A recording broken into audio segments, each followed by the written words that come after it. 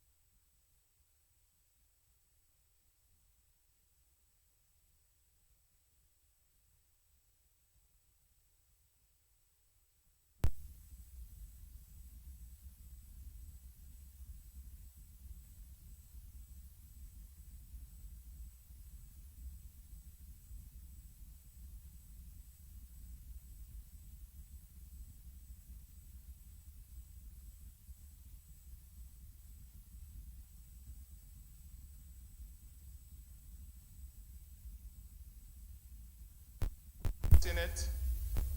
The first petition is from Enyeribe Ahwekwe, who is a constituent of mine and used to work with NNPC. His own petition is that this Senate should look into the fact that NNPC removed his name from the payroll of NNPC without a query, suspension, sack, or dismissal. First petition is from, he was Enyeribe Ahwekwe, who is a non-person in NNPC, and used to work with NNPC. And I would like to let you know the second destination, Mr. President, so that I will do both at once. That NNPC removed his name from the Human Rights, from the Writers Association of NNPC, without a president, and they are protesting. The first petition is from the killing of a trader in Ariaria market in Aba and closing court. When I would like to told the second NPA that are once when it's from the Human Rights, from the Writers Association of Nigeria, without a president, and they are protesting. The first petition is from the killing Enyeribe Ahwekwe, who is in Ariaria market in Aba and closing work. When told the petition, the second NPA that NNPC removed his name from the Human Rights, from the payroll of NNPC without a president. The first petition is from Enyeribe Ahwekwe, who is in Ariaria market in Aba and closing work. The petition, the second is that NNPC removed his name from the Human Rights, from the payroll without a president. The first petition is from killing Enyeribe Ahwekwe, who is in Ariaria market in Aba and closing work. The petition, the second is that NNPC removed his name from the Human Rights, from the payroll without a president. The first petition is from killing Enyeribe Ahwekwe, who is in Ariaria market in Aba and closing work. The petition, the second is that NNPC removed his name from the Human Rights, from the payroll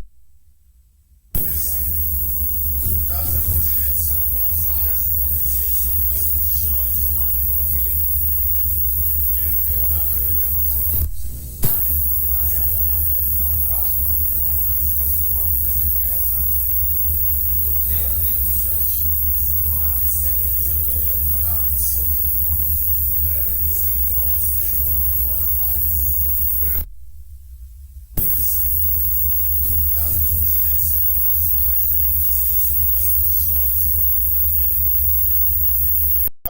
10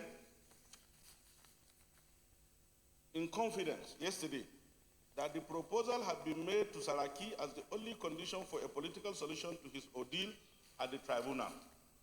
And it went further to say that the senator said that while the deputy majority leader, Ibn Allah, had agreed to step down provided he is giving a grade A committee for a political solution to his ordeal at the tribunal.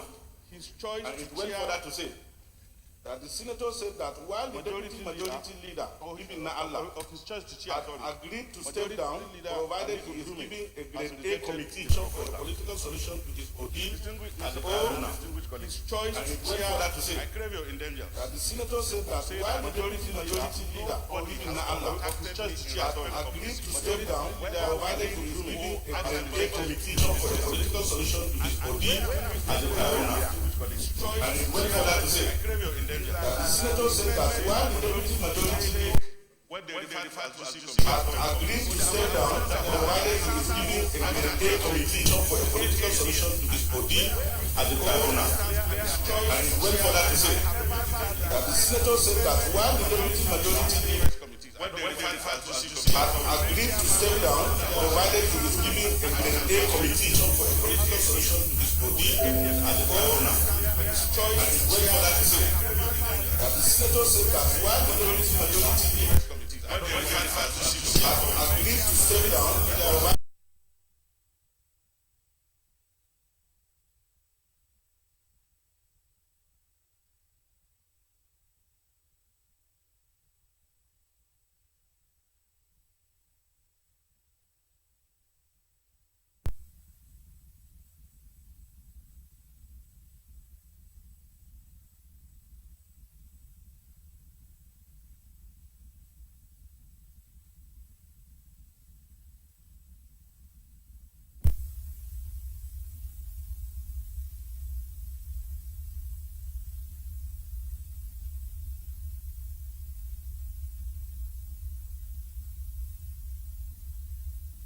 senator.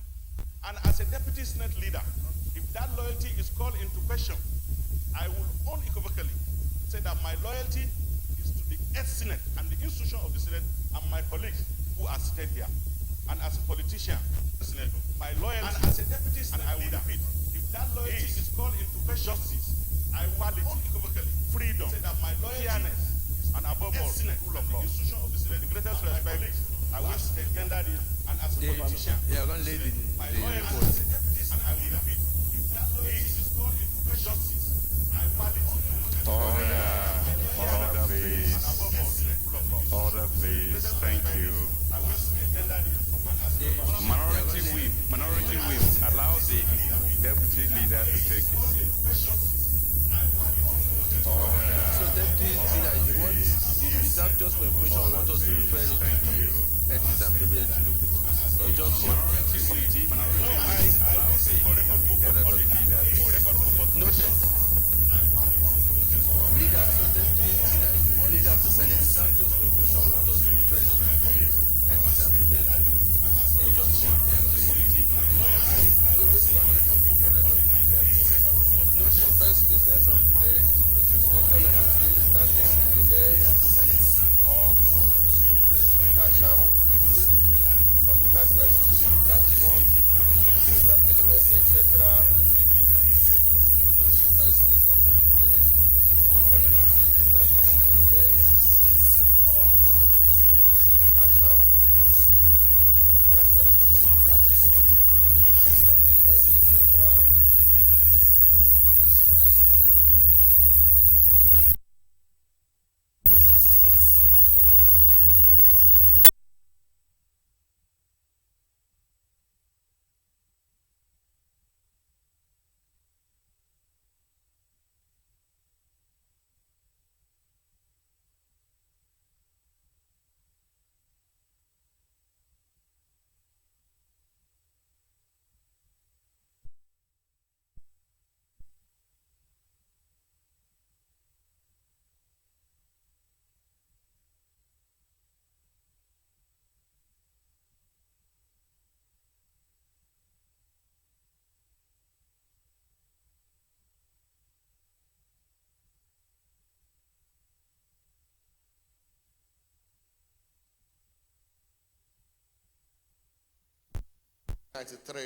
First reading. Federal Capital Territory Act, CAP, F6 LFN Amendment Bill 2015 SB 93, first reading taken. Leader of the Senate. Mr. President, distinguished colleagues, Territory Act, CAP, that business of the day. F6 LFN Amendment Bill 2015 SB 93, first reading taken. Leader of the Senate. On the Nigerian Postal Services Mr. Act, President, N127, distinguished colleagues, Territory Act, CAP, that business of the day. F6 LFN Amendment Bill 2015 SB 93, first reading taken. Leader of the Senate. On the Nigerian Postal Services Mr. Act, President, Clerk of the Senate. N127, distinguished colleagues, Territory Act, CAP, F6 LFN Amendment Bill 2015 SB 93, first reading taken. Leader of the Senate. 2004, repeal and reenactment bill. Mr. President, SB 106, first reading. Nigerian Postal Services Act, CAP N127 LFN 2004, repeal and reenactment bill 2015 SB 106, first reading taken. Leader of the Senate. First reading. Nigerian Postal Services Act, CAP N127 LFN 2004, repeal and reenactment bill 2015 SB 106, first reading taken. Leader of the Senate. First reading. Nigerian Postal Services Act, CAP N127 LFN 2004, repeal and reenactment bill 2015 SB 106, first reading taken. Leader of the Senate. First reading. Nigerian Postal Services Act, CAP N127 LFN 2004, repeal. the Act. Therefore, Mr. President, you may wish to invite the Clerk of the Senate to read the short title of the bill. Clerk of the Senate.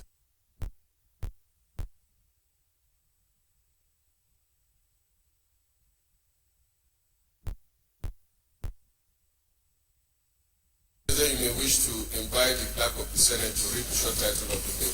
Clerk of the Senate.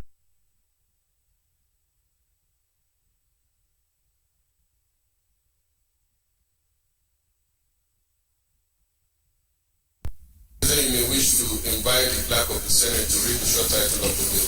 Clerk of the Senate.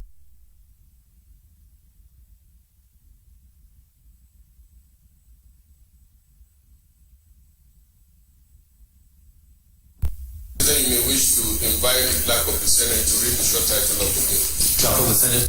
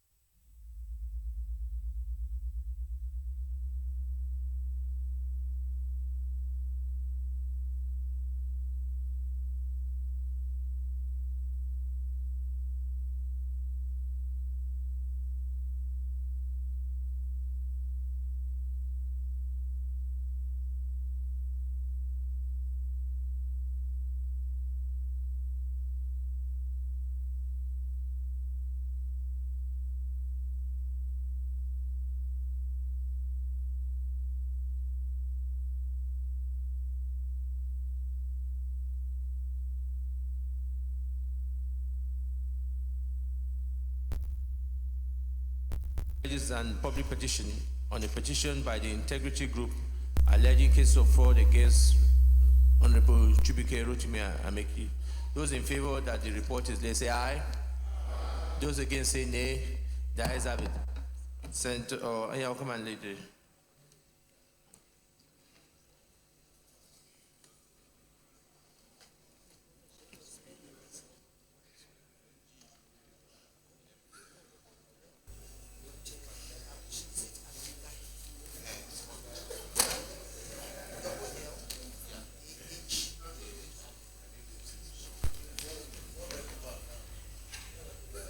Leader of the Senate.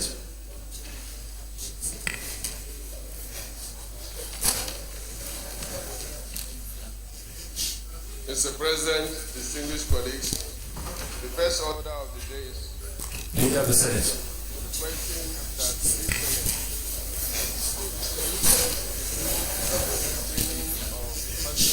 Mr. President, distinguished colleagues, the first order of the day is Leader of the Senate.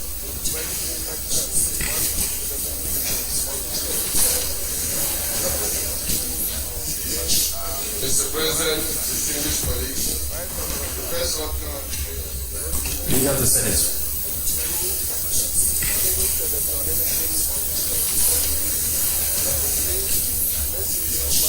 Mr. President,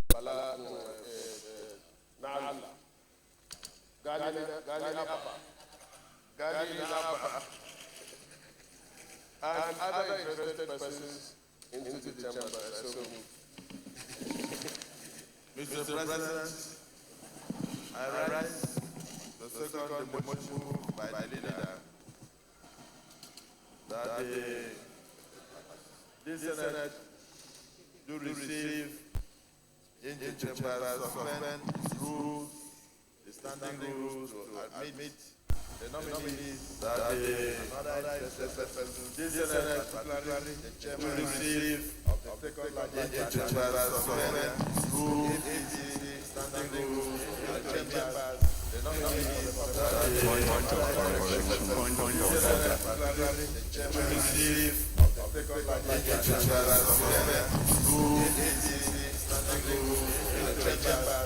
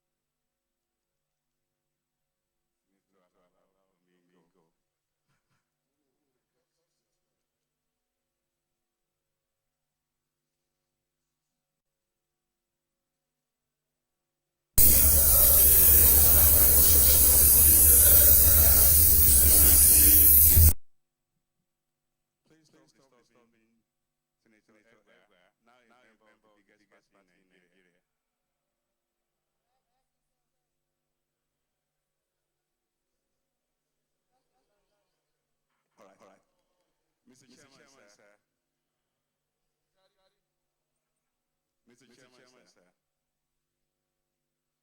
The Committee of the Whole is said. Thank you very much. Distinguished colleagues, the first nominee we have this morning is Honorable Chibuike Rotimi Amechi. Honorable Chibuike Rotimi Amechi, you're welcome. We have your CV. We want you to give us a brief introduction of yourself. If there's areas in your CV that you want to highlight, or there are parts that are omitted, please tell us. And then after that, take a few questions. Areas in your CV that you want to highlight, or there are parts that are omitted, please tell us. And then after that, take a few questions. Areas in your CV that you want to highlight, or there are parts that are omitted, please tell us. And then after that, take a few questions.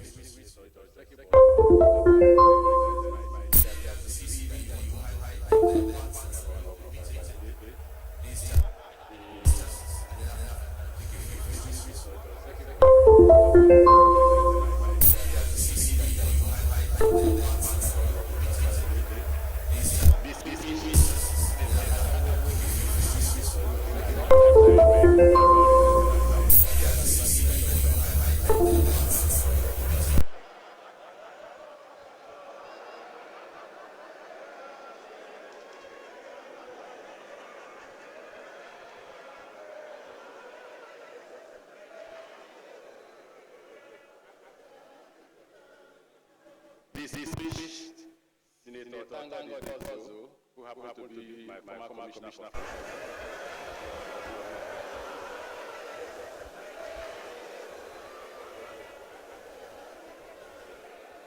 Distinguished Senator Tango Ozo, who happened to be my former commissioner.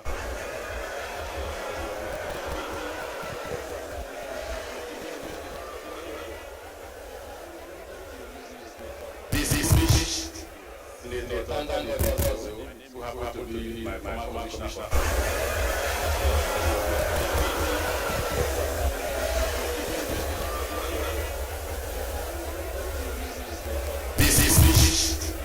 Senator Tango Ozo, who happened to be my former commissioner.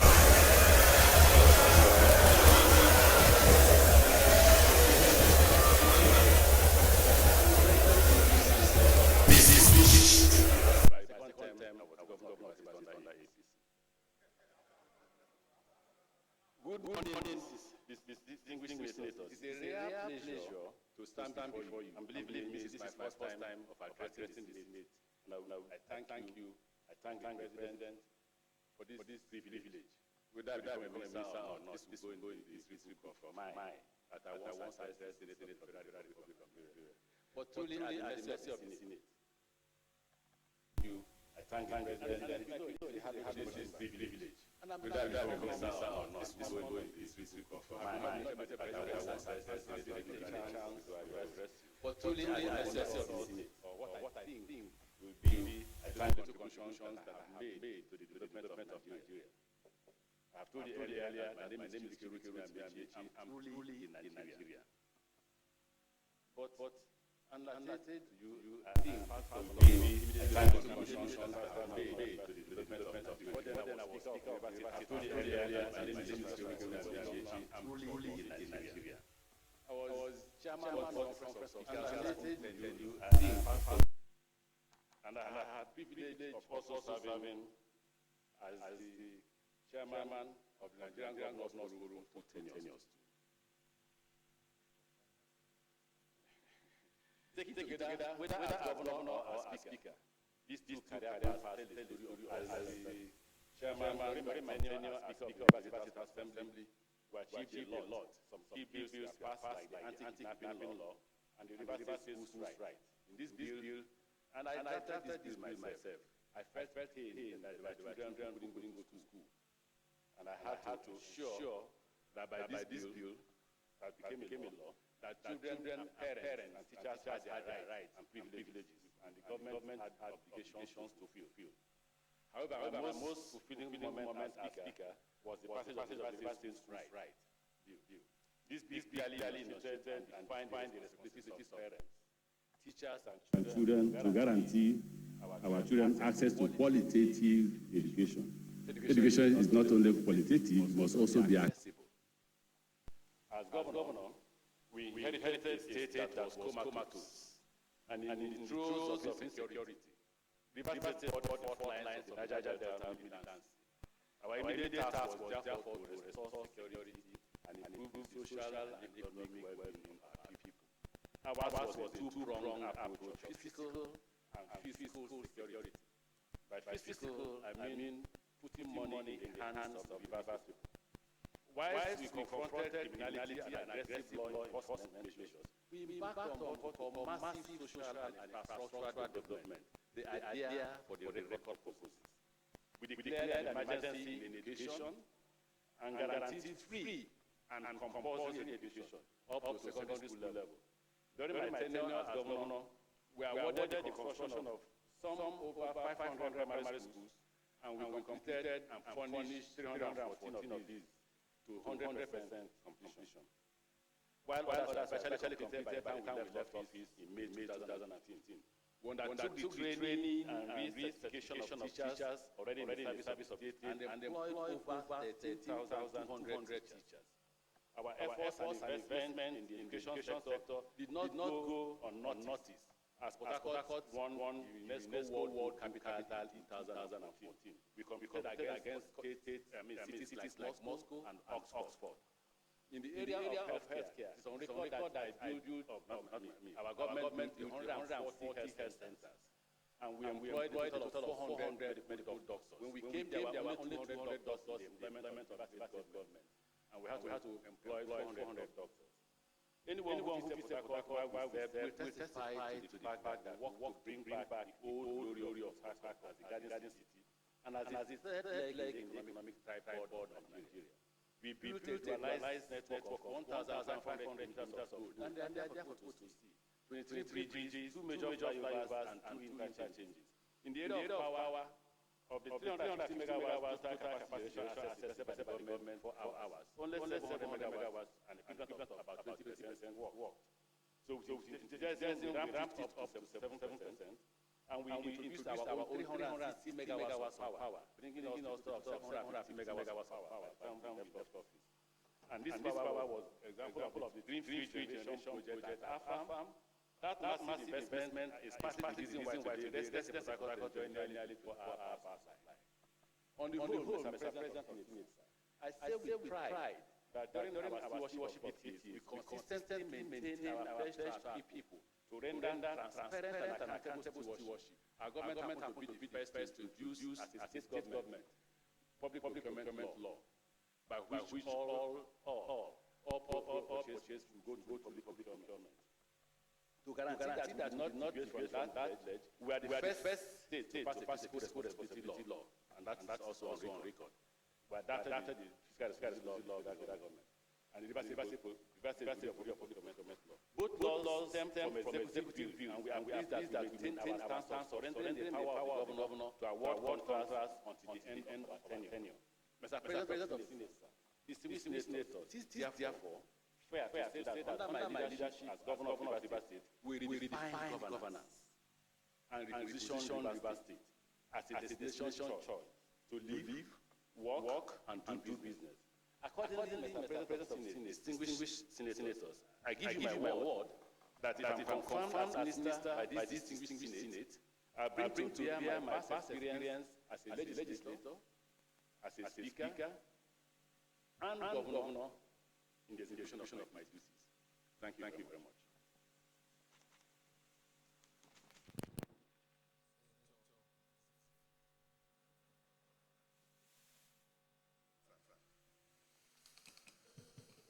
Point of order. Yes, thank you, Mr. President. I come from Ghana. This one. My name is Joseph Babu. By God, the minority leader of the Senate of the Federal Republic of Nigeria. Yes, Senate. My point of order is under order 43. And with all indulgence of the Senate President, I would like to read order 43. Read. By the indulgence of the Senate and the leave of the President of the Senate, the Senator may make personal explanation, although there may be no question before the Senate, but no controversial matter may be brought forward, nor may decide, nor may debate arise upon the explanation. My eyes. Mr. President, I don't intend to bring any controversial issue. And I want to give you the indulgence to point out that the PDP senators and the caucus seated here will not have any question for the nominee, because we have just received the report of the public discussion bordering on issues on fraud, corruption, and all sorts of things from the committee, and we are yet looking through. We have not debated that for at all, and so we will have literally nothing to ask the nominee. Is that the decision of the PDP caucus? Thank you, Mr. President. Senator Nazif. Thank you, Mr. Point of order.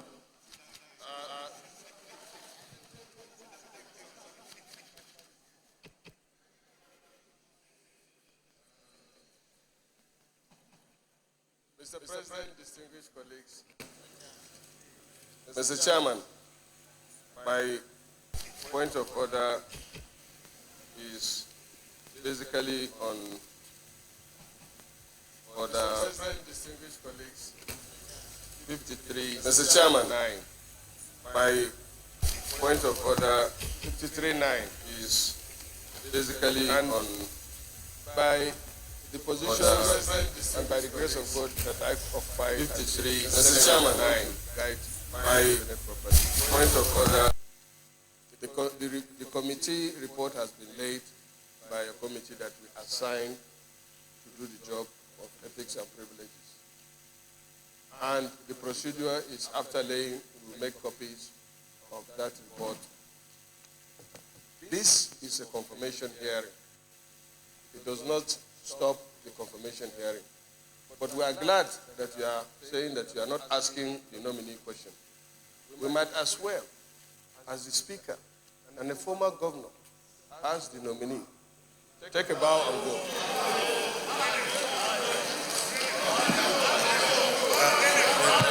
Order, please.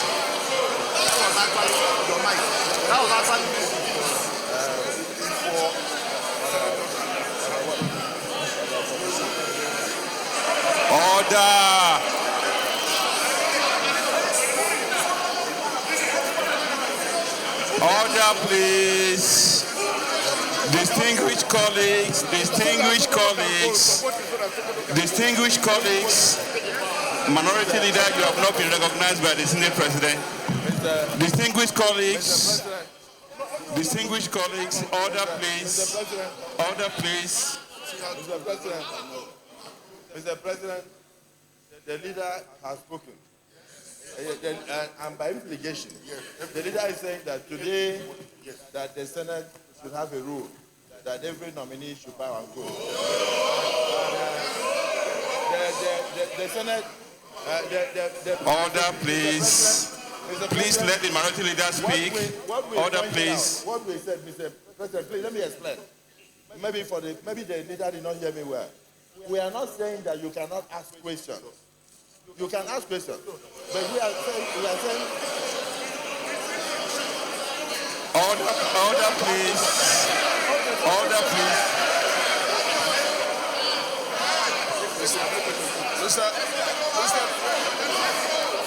Mr. President. Mr. President. Leader. Mr. Chairman. Mr. Chairman. It's good. The observation is good. Mr. Chairman and distinguished colleagues. Yes. As I said, I raise two orders. One is my responsibility as the majority leader. Two, on that order that I raise. The gentleman you see here as a nominee, it's my responsibility to market him here before the Senate. You people that are given the privilege to ask questions, you said, no, okay, You say, these people. You introduce these people. Who is these people? Who is these people? Order. Who is these people? Minority Leader, please put off your mind. Leader, sit down. You are saying who is these people? Distinguished colleagues. He has to withdraw that statement. Distinguished colleagues. Who are these people? He has distinguished. He has to withdraw the statement. He has to withdraw the statement. The minority. Let him withdraw the statement. He has to withdraw the statement. Hello. Hello. Distinguished. Mr. Chairman. Mr. Chairman. What's wrong with you? What? Leaders. Minority leader. Sit down. Please sit down. Sit down. Sit down. What do you mean? Distinguished senators. Distinguished colleagues, please, order. I think the Senate leader has already retracted that, so then let us, yes, he did. And I think I'm also saying on his behalf, so let us leave that. Has he apologized? He did, minority leader, he has retracted that. Now let us move. You, minority leader, got up to speak on behalf that he doesn't have any questions. That is fine. We've noted that. Now, as we agreed in our previous screening, early after the first case of senators who have come and gone, who have been here before, that there must be some kind of respect to senators or those who have served in the legislative arm. And we have always ensured that even for those, we would have some kind of dialogue. So let us meet and stick to those issues. So what I would suggest, I would direct is, as I was directing, I'd call Senator Nazif to speak if he has any comments or questions. And we just give them the what we have always given to those who have served in the legislative arm of the government. And I think we'll maintain that consistency.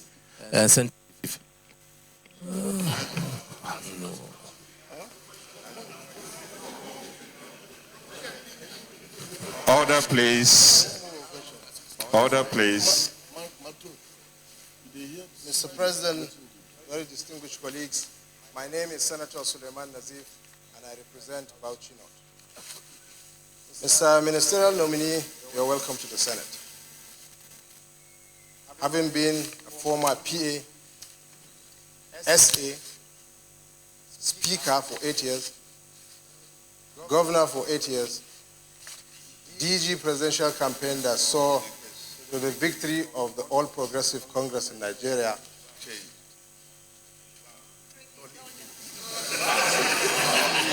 Is that the motto of the Senate?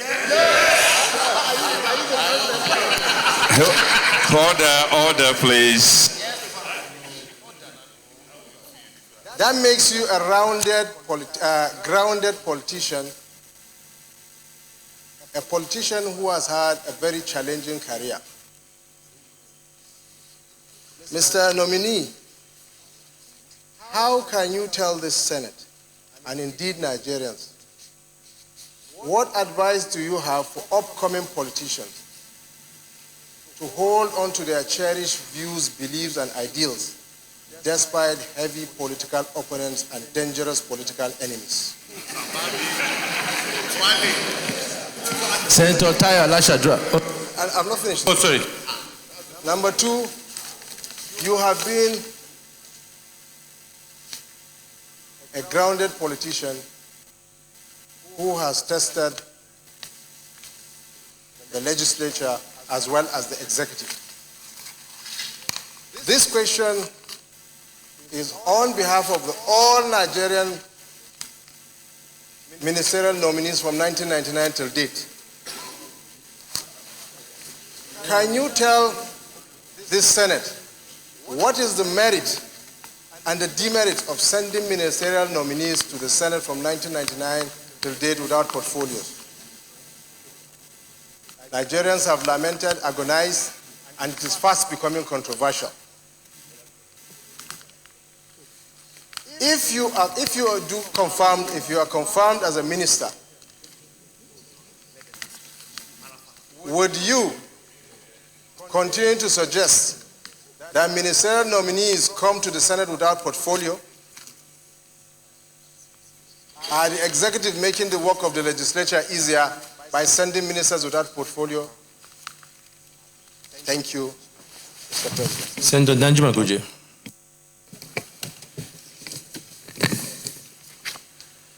Thank you, Mr. President. I am Mohammed Danjuma Goje, representing Gombe Central and Gombe State. As a former governor, like myself, and a governor of one of the oil-producing states, there is this problem of you people want more allocation from federation account. In addition to the 13% reservation, amnesty, Ministry of Niger Delta. But whenever we ask you to account for what you get hostile. The one leader is here, the two of you really led the fight. You don't want to account for what you get, but you want more. Now that you are living in Niger Delta, you are coming to the center. Do you still hold this view? Secondly, if you are confirmed as a minister, and if Mr. President decides to post you to the Ministry of Niger Delta, there is this controversial project, the East-West Road, which you have condemned the former minister, particularly Orubabe, for his inability to do that road.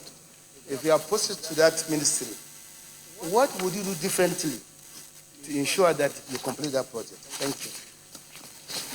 Then Tayo Lashadra.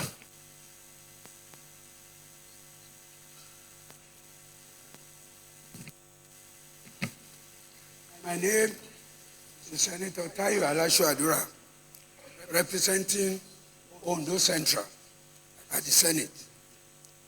I have only one question to the nominee, and the question borders on the fact that you were made the chairman of the Governors Forum for the first time, and during the second time, there were a lot of controversies. And one of the people who contested with you at that period is here today as a senator. I want to know, sir, whether you actually believed that figure 19 is greater than figure 16. Thank you, sir.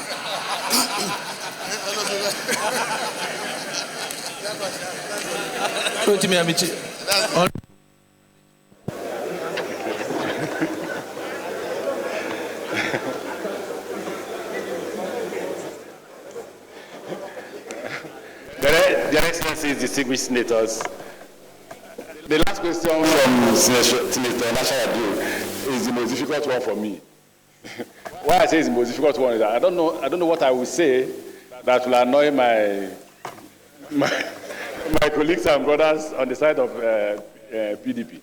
When I woke up this morning, I woke up on the bright side. As a Christian, I prayed, and I sought to wear a cloth I've never worn before. So I wore this, believing that in the spirit of peace, I will answer questions that will be very peaceful.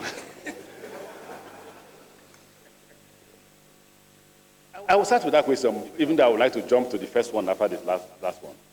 The Governors Forum acted as a check to executive recklessness.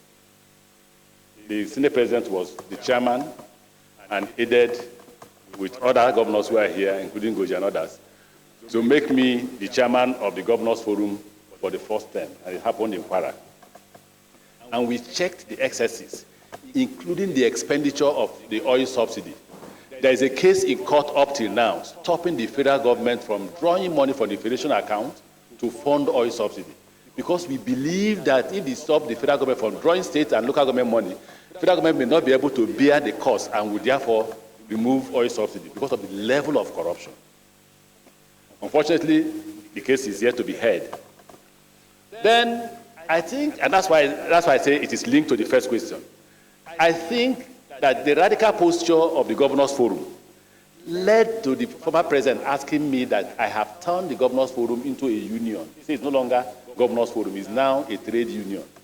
And all we are doing is defend the rights of the people of Nigeria and ensure that the money accruable to the country was judiciously utilized. I think the former president didn't like it. He didn't like it. And when my tenure expired as the chairman, I was requested not to run for a second term. And I felt that as a Nigerian, I had the responsibility to exercise my right as a governor. So I put myself forward for the election. And if you saw the forces against me, you will actually think that I will lose. Let me quote my brother and, in fact, my elder brother and friend, Senator His Excellency Jang. He said, but Northeast Zone supported me, Northwest Zone supported me, North Central Zone supported me, South supported me, Southeast supported me. So how did you win? You did not win. It's 16 versus 19. I said, but I won. I have the 19 votes. And the rest appears to be history. But the basic reason why that happened is because of the radical posture we took. Let me jump to the first question because it's quite interesting. The first question has been quite difficult in my political career. It's been quite difficult in my political career.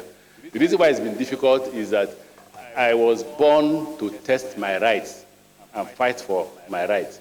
I was once a student union leader, and believe me, if there's one man who doesn't like corruption, I don't like corruption. I had come here with a copy of the so-called panel report. There is nowhere the panel indicted me. Nowhere. Not the government white paper. I came with the report itself. Nowhere the report indicted me. And I'm ready to tender this report before the Senate. Nowhere, I repeat, nowhere it indicted me. I was ready for questions for it, and I brought the panel report so that the Senate will be opportunity to read the panel report and compare it or juxtapose it with the report of the white paper released by the government. However, because there are challenges, people in Nigerian politics believe that there is a need for compromise and able to manage yourself around.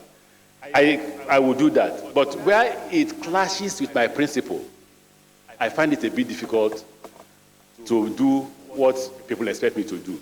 So if you ask me to advise upcoming politicians, I will find it difficult. Because most politicians would like to survive. So because I don't toe that line, I found challenges. October 25, declared me governor. Don't forget that I faced a similar challenge like I'm facing now.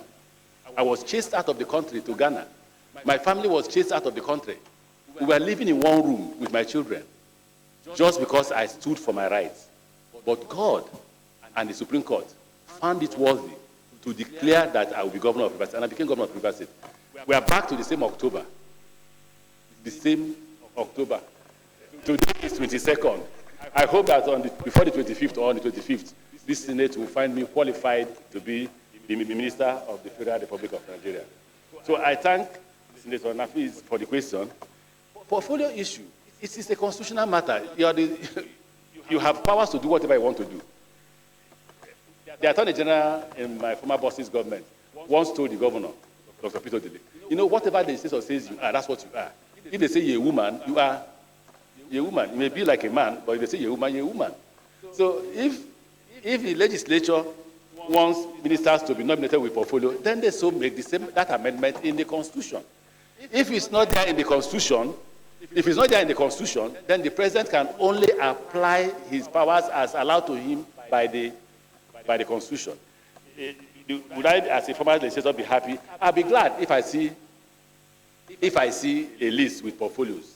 That way, everybody knows where he's going. For instance, you don't know where I'm going, so you don't know whether to ask me about my expertise in education or my expertise in health or my expertise in Niger Delta, like he did ask. That's my position on that. For my colleague and brother, my former colleague and brother, because now he's a senator and I'm not. I remember one day we had a conversation, Senator Goji and I. He came banging to my house and was very angry with me.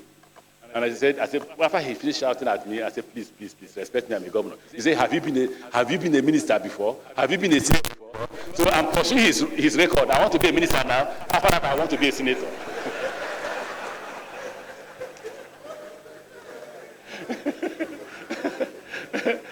I'm telling the story.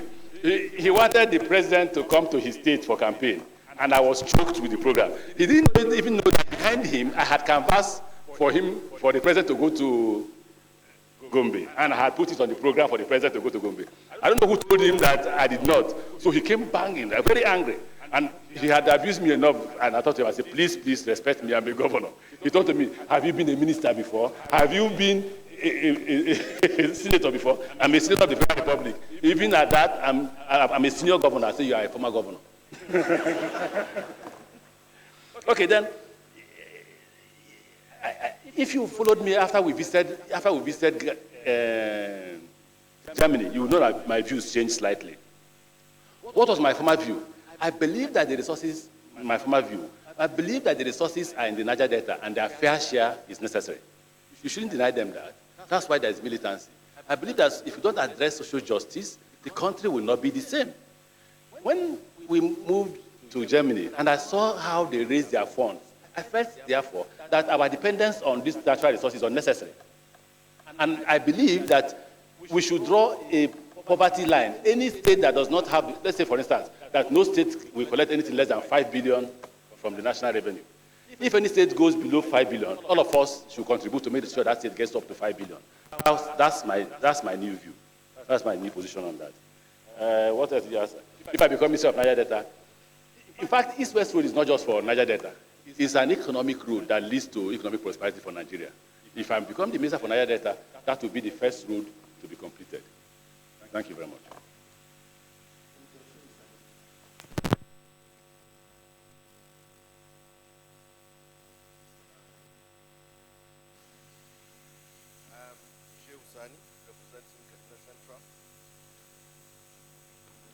I acknowledge your contribution and sacrifice to the change revolution. I have two questions. First of all, whatever you say here, we've listened to by millions of people within and outside of Nigeria. And whatever you said here should be a record for this generation. Future generation. Now, I want you to first question this. What is your recipe for peace between ministers and state governors? Yes, taking cognizance of the events in Rivers years ago, as you are going to be confirmed as a minister. And secondly, can you define from your own view what corruption is all about? According to Karl Klaus, he said prostitution is worse than corruption. The former endangers the morals of an individual, and the latter endangers the morale of an entire country. So can you, in your own view, define what corruption is all about? Thank you. Senator Wamako.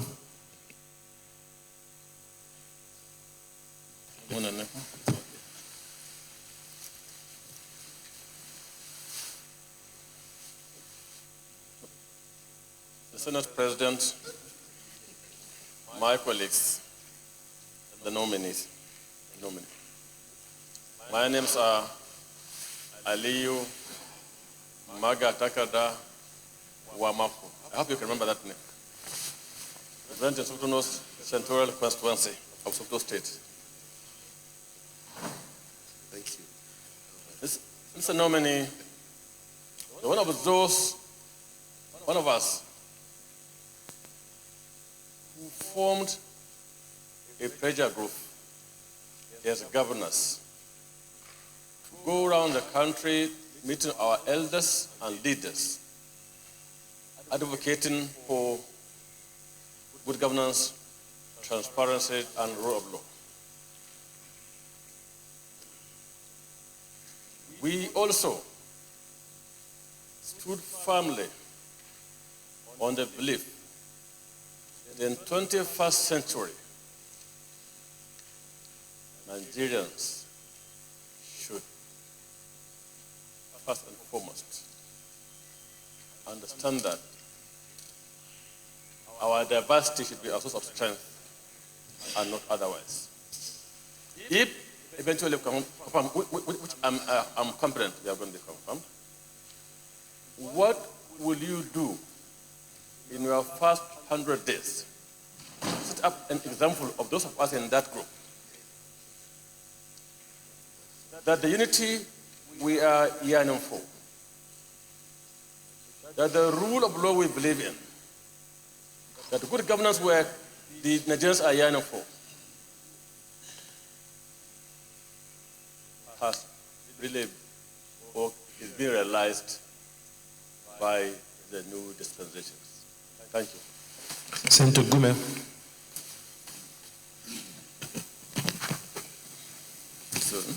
Mr. President,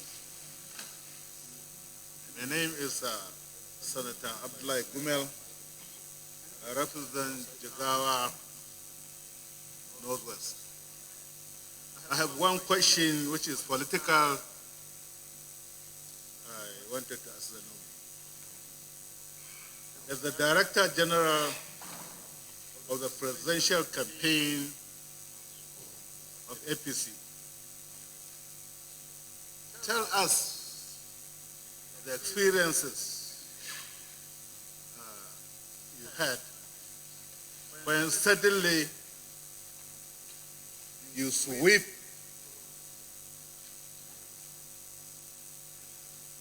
the PDP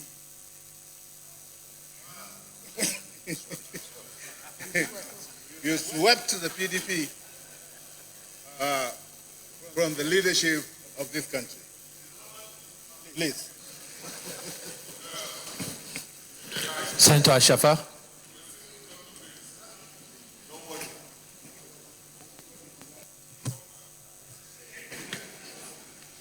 Thank you very much,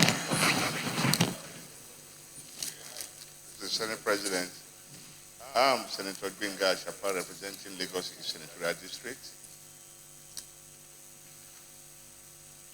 The whole country and indeed the world are watching us. And one salient question, which should have been asked you, but up till now has not been asked, is the question I'm going to pose to you right away. In your earlier response, you did mention that there was a panel instituted by the present government of Rivers State. I believe it's a judicial commission. And from what we were reading in the papers, this commission indicted you on corruption, serious corruption allegations. And if we don't ask you that question, and you leave this hallowed chamber today, the whole world will ask us, what did we really do? I want you to expose the details of these corruption allegations so that your personality will further be known by all Nigerians, and if eventually you are confirmed as an honorable minister of the Federal Republic of Nigeria, Nigerians will be happy that this is a very transparent, honest, and committed individual to that change mantra. Thank you very much. Senator Abdurrahman Abubakar. Thank you, Mr. President, distinguished colleagues. I have one question for Mr. Nominee, and the question has to do with the image of this present administration. This government we know is out for change. We have started witnessing the products of this change. But one worry, one area that I can easily talk about is, for instance, the issue of energy. We have enjoyed electricity in this country now for the past 4 months, more than we enjoyed over the last 20 years. So this is change, positive change. Order. Order. My question now, distinguished colleagues, my question now is, one worry that this government also has is the issue of massive unemployment. So if you are confirmed as a minister of the Federal Republic of Nigeria, how would you contribute? How will you bring your charisma to bear on the determination of this government, to reduce unemployment in this country and create better life for our citizens? Thank you very much. Next question, sir. President, and thank you, distinguished senators. Let me start with the last question that was asked by Senator Abubakar. I hope that I will not be punished if I agree that there is change in the air. No, I agree that there is change in the air. there is absolute change in the air. That was what led me to joining APC, leaving PDP. Now, you've cited the example of power. You've not cited the example of executive impunity and recklessness. At least people can walk freely. As governor of Rivers State, I had no police attached to me. I think those ones have been taken care of now. When you deal with the issue of massive unemployment, you deal with the change in the economic mantra. The mono-economic situation where we have, monocropping economic situation that we have cannot survive. Nigeria cannot continue to be what we are if we continue to just rely on oil. For me, I agree with the president that there is a need to invest in agriculture. When we went to Germany, there was no natural resources that we met. Now, if we invest in agriculture and invest in technology, you would hire as many workers as possible. In the course of campaign, I discovered that in Borno, we were seeing watermelon that were grown naturally. If you plant just 100,000 hectares of watermelon in Borno, if you encourage it by disbursing funds to responsible farmers, and you have 100,000 hectares of farmland planting watermelon alone in Borno, you can be sure to engage more than 30,000 workers. You can be sure to engage more than 30,000 workers.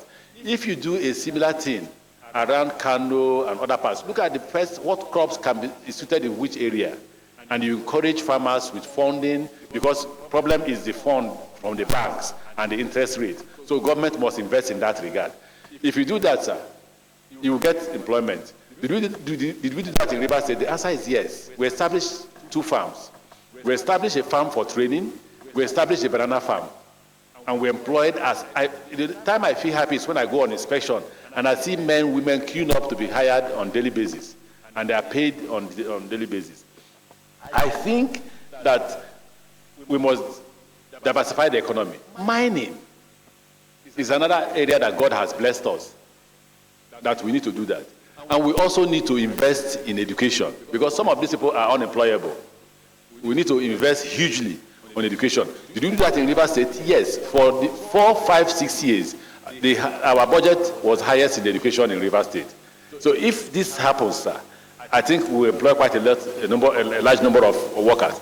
Secondly, you must improve on what I call the social rights of the people. If you improve on social rights of the people, there will be peace. If you have peace, there will be investors. You must have power, whether we like it or not. If you don't have power, there will be no industrialization. If you don't improve on power supply, and I don't see the rocket science in power supply, I think we should just look at what the problems are and remove corruption and invest in power. And then you will see as many people as possible that will have other forms of business. The reason why most people don't invest in Nigeria is that the cost of production in Nigeria by far outweighs the benefits you will make from your business. So Nigeria, I usually say that a Nigerian is a government on his own. He hires his own security, he has his own boat, he has his own generator. So what is government providing? That's why government needs to do all this. And that is as refers to you. Senator Gumar, that's a very difficult question to answer, my distinguished senator. Extremely difficult in the sense that I don't think that I'll be doing good to my colleagues and brothers. I was once in PDP, who are on this side, that we should be trying to explain to them how we managed to take PDP out of power. But key was that we sold to the public. We sold to the public the fact that there was massive corruption in the system, and there was a need to fight that corruption. And the only way to fight that corruption is to put a new government. And we had to get a signpost candidate. The signpost candidate is a man who the Nigerian public have seen as an incorruptible president. And that's why the party had to put President Buhari forward. And we thought there was a need to do things differently. I thought that as good as the former president may have been, I don't think he was suitable enough for the growth and development of Nigeria. So we needed to offer the opportunity to somebody we believe, and I believe that, is better than the former president. But I don't think we should go right on what happened. Let me thank you, Senator Ashafa. I repeated that I brought copies of the panel. I didn't bring the white paper. All the copies of the panel. I didn't bring the white paper. There is nowhere I was indicted. If the Senate President permits me, I'm ready to lay this on the table so that members can have opportunity of reading it. Nowhere that I was indicted. Now, you've asked me to define corruption. Corruption is very difficult to define. If you're a public officer and you don't take bribe, I have never taken bribe in my life. But if they send the girl to you and you sleep with the girl and do that favor, you're corrupt.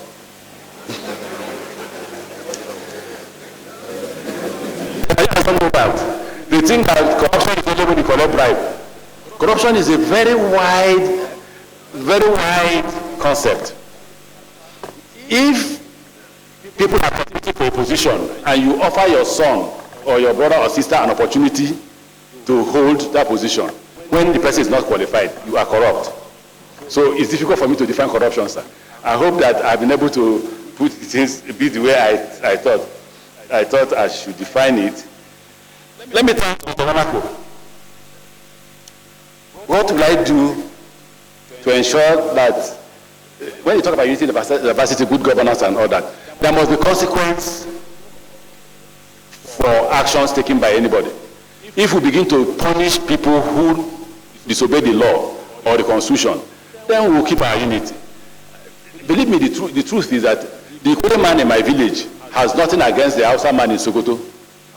The fight is among the elites, and the fight among the elites is not because you're from Sokoto or I'm from River State. If you bring the money, I mean you are sharing, we will know you're from Sokoto, you will know I'm from River State. What we know is the money. So the unity is there. It is the quarrel among the elites on the issue of power sharing and capital sharing. I think that's all, sir. No, you talk what's the recipe for peace between the governors. Again, it depends on both the governor and the minister. Some ministers are appointed, and if they were in the past, if they were nominated by their governor, suddenly form their own group and begin to fight the governor. And when they do it, they use what they call federal might. So the commissioner, I'll give myself as an example. I never saw my commissioner of police again until I left office for 3 years. For my director of SSS to come to my office or my house by 12 midnight, he will wear face cap and put the front behind, hire a taxi and drive into my compound, whisper to me and run away. He will come in a taxi. The commander is taking the horse. I never met the commander. They hijacked him at the federal level. If we keep to the rule of law and take away impunity and allow the governor to function as a governor, that will be it. Thank you very much, sir.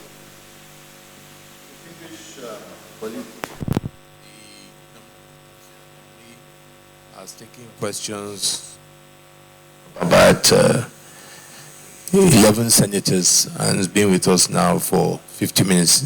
Is it the wish of the Senate that the nominee takes his leave now? Yeah. Mr. Nominee, you can take your leave.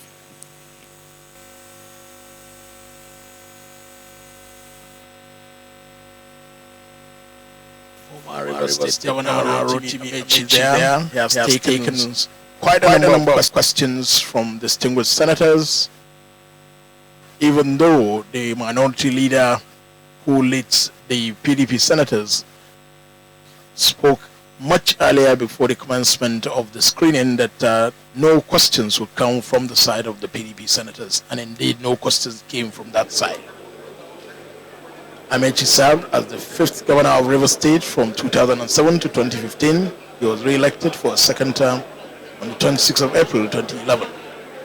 Rotimi Amechi was a member of the People's Democratic Party before defecting to the All Progressives Congress. He was Director General of the presidential campaign of the All Progressive Congress that saw to the emergence of President Muhammadu Buhari as President of the Federal Republic of Nigeria.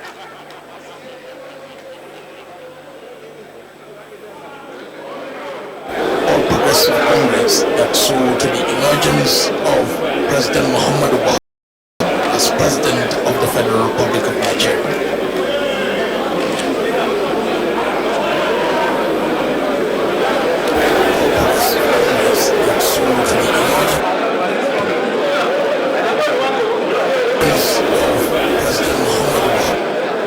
President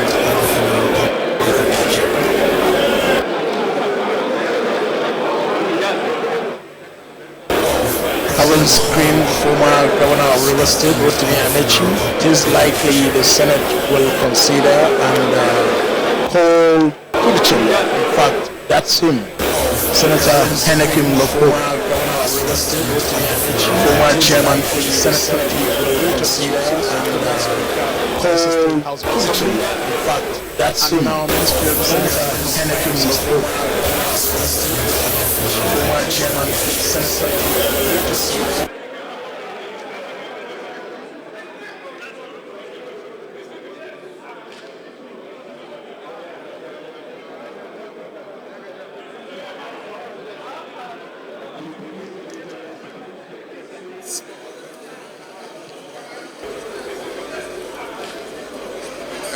Distinguished senators, please take your seats.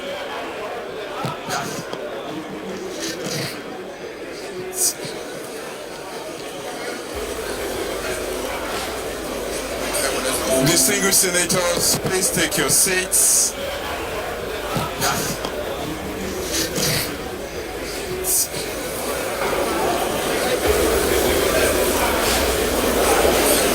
Distinguished senators, please take your seats.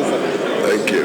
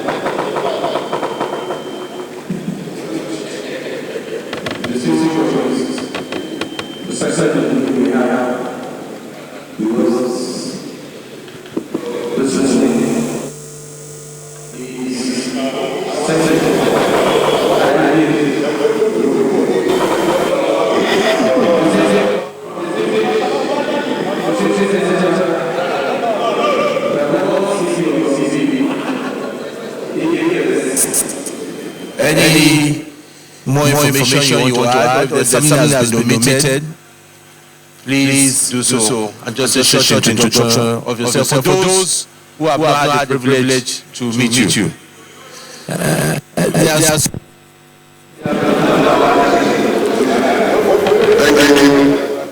Thank you very much, Your Excellency, the President of the Senate, Your Excellency, the Deputy President of the Senate, Your Excellencies, the Senate Leader, the Senate Minority Leader, and all other leaders of the Senate, my distinguished senators of the Federal Republic of Nigeria. Your Excellency, the President, may I give you instructions specifically to recognize my senator, Senator Foster me. Let me also recognize Senator Ben Bruce and Senator Manuel from Caucus. Since we came to 2007, we've been chairman. And I think it was considering the chairman. Your Excellencies, distinguished colleagues, senators of the Federal Republic of Nigeria,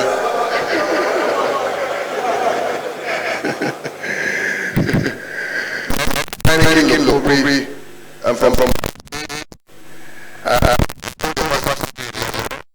and I'm the king from the Deputy President who proceeded from a PhD, and I wrote for a PhD in the university, and I've since submitted my final thesis, and I'm awaiting any date for me to defend. and then be enrolled into a category of scholars in Nigeria. I want to say that it's a very privilege to have been found worthy to be nominated by the President to be a minister in his government. And I want to say and pledge that having had the opportunity to be in the Senate for 8 years, and if by the intentions of the Senate, if I'm confirmed and sworn in as a minister, I will perform whatever role that's given to me, whatever ministry that's given to me, with a high sense of patriotism and commitment. I will never indulge in anything that will bring this Senate to disrepute, as I've always known that I'm one of your own. I will never indulge in any action that will bring the Senate to disrepute. I will never do anything that will bring the government of President Muhammadu Buhari to disrepute. Thank you very much.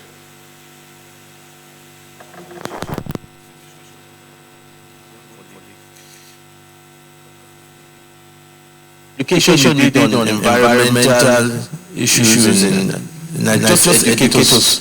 What do you think? How do we defend the going forward the environment in Nigeria against oil pollution and those kinds of things?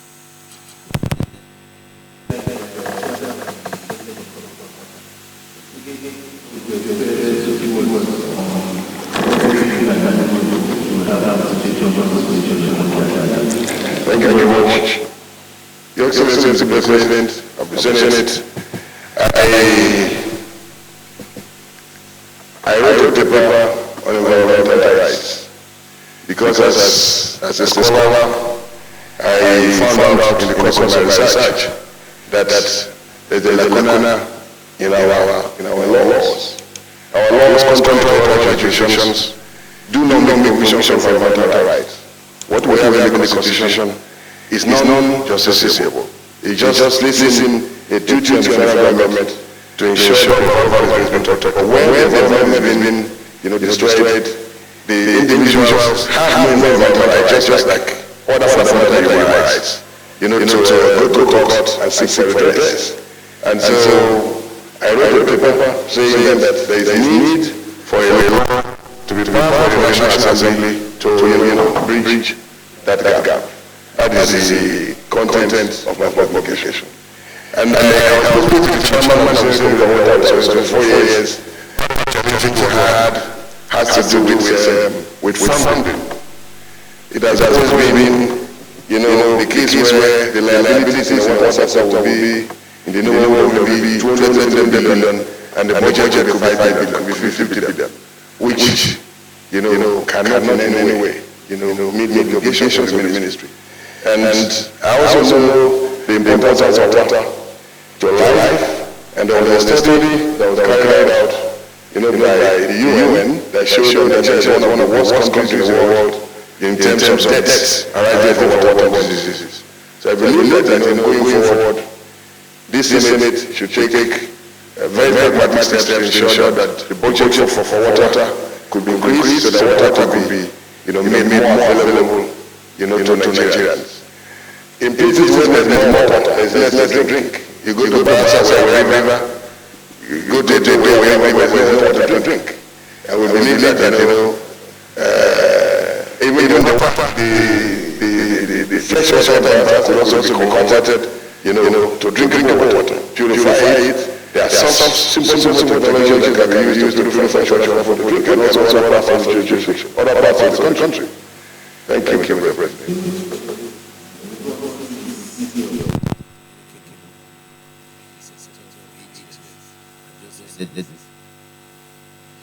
It seems the wish of the Senate that the nominee takes leave now.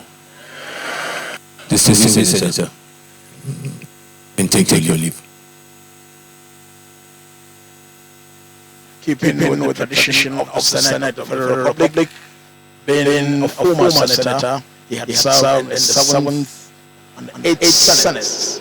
Senator Heineken Lobo, ministerial nominee from Bayelsa State, former chairman of the Committee on Water Resources, and former chairman of the Committee on Sports, is now taking vow and leaving the Senate chambers. He has spoken on the need for laws that will ensure that citizens can take to court and take government institutions or agencies to court and exercise their environmental rights. He said it's a paper he has worked on. He implored the National Assembly to legislate in that regard. He also spoke on the need to increase the budgetary allocation to the water sector in the country. He said the amount been allocated in the budget, several budgets in this country, is paltry and inadequate compared with the challenges there are within the water sector and the needs of the citizens to have potable and access to clean and potable water all across the country. Any moment now, other nominee will bring brought into the Senate chambers because the Senate in its wisdom has so far considered two ministerial nominees this Thursday, the 22nd of October 2015.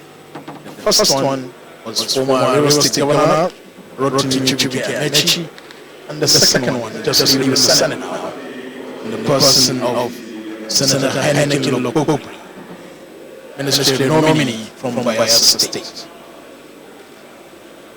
Just likely where there's only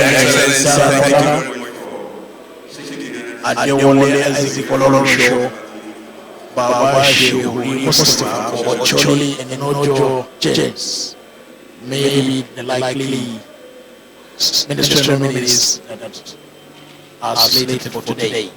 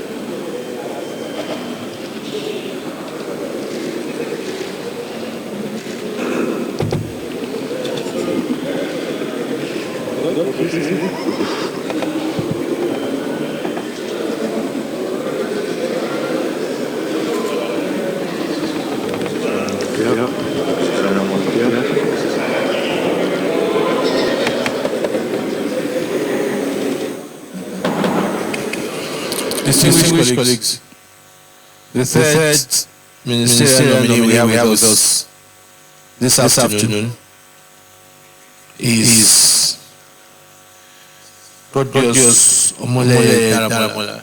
You are welcome.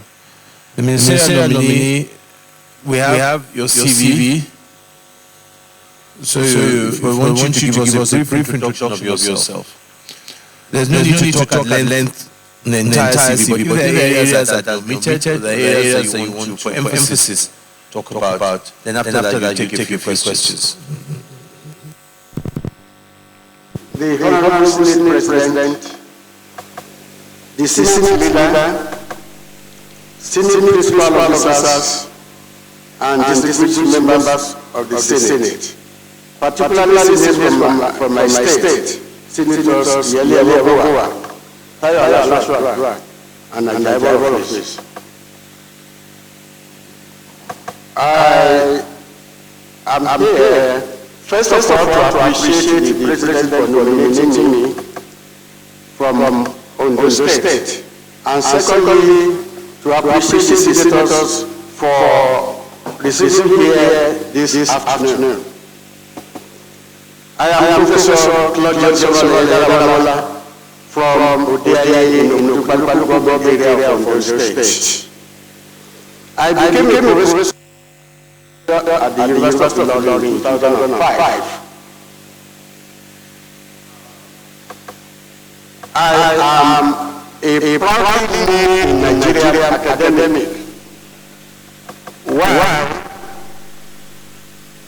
I was one of the few lucky Nigerians to be admitted as the foundation students of the prestigious University of Sokoto, now Usman Dan Fodio University, where I earned my first degree.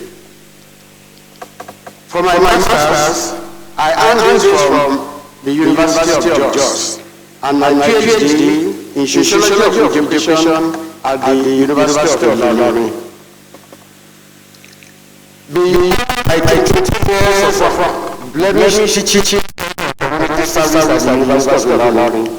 I've had the practical experience at the National College of Education in Lagos, University of Lagos, and University, Webber, Ireland, Bayelsa State.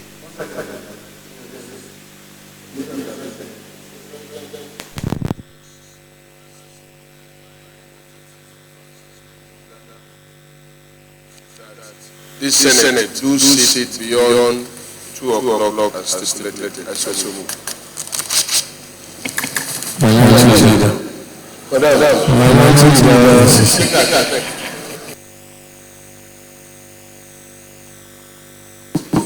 Mr. President, I do second. Those in favor of the motion that the Senate sits beyond regular time say aye. Those against say nay. The ayes have it. I also been academic to several universities in the United States of America. My teaching experience has spanned over 4 decades. Actually started as a primary school headmaster. I had the privilege of serving as assistant headmaster in a secondary modern school. In a secondary grammar school, and a lecturer in a college of education.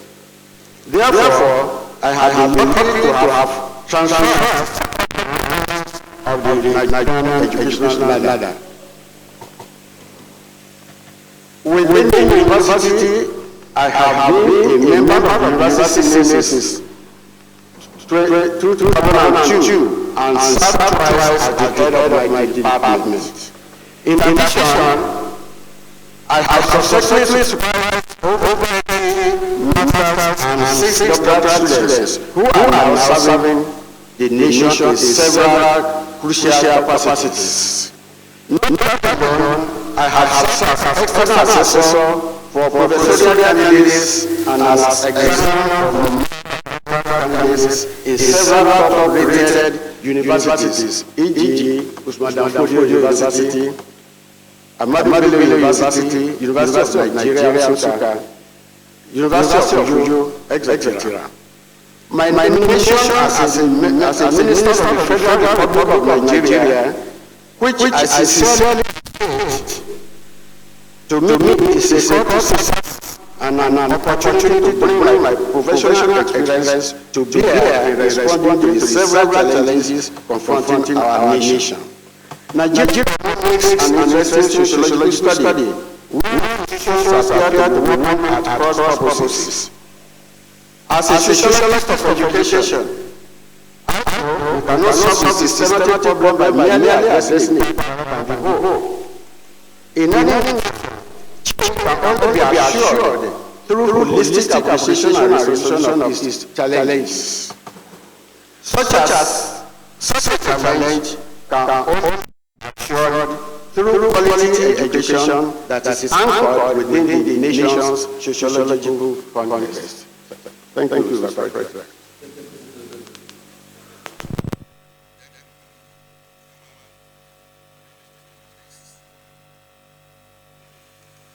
I have two questions for you. One is you told us here you've been involved in this education all your life. Now we have two major problems with higher education at tertiary level. One is the constant strike by your colleagues, university teachers. And a lot of students they get into university for 4-year program, they end up spending 8 years because of the strike actions of teachers. How do you address this problem?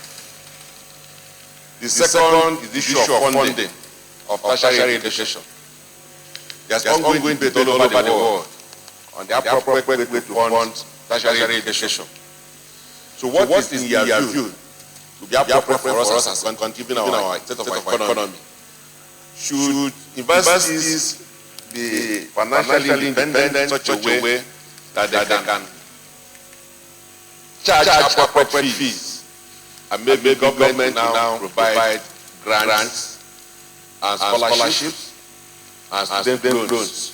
Or you believe that what we are doing is correct, where government owns universities and then take up responsibility of running these institutions? What in your view is the appropriate for us? And finally, I've looked at your CV. Under our constitution, every state is entitled to one minister who must be an indigenous of that particular state. Now, I've looked at your CV. There's no document to establish that you are from Ondo State, Ondo.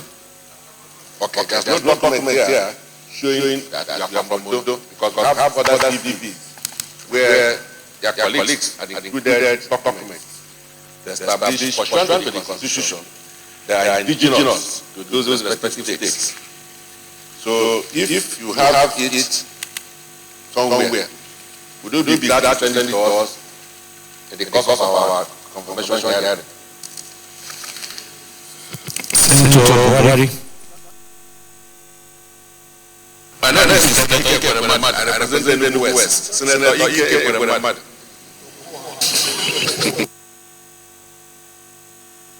Senator Buhari.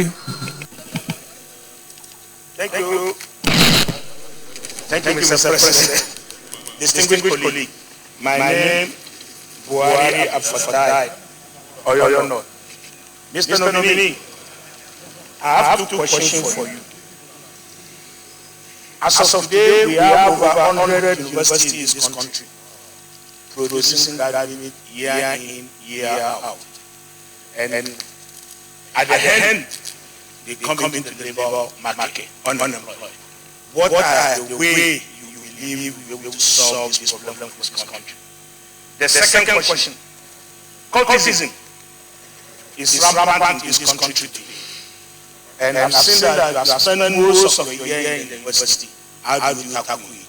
Thank you. Senator Sam Owabuwa. Mr. President, this is combining my senior brother's name with my name, but your name is Owabuwa. Sam, you can't Mr. President, my name is Senator Mao Owabuwa, representing the entire people of Abia North Central District of Goston State, Abia State. Prof, you're welcome.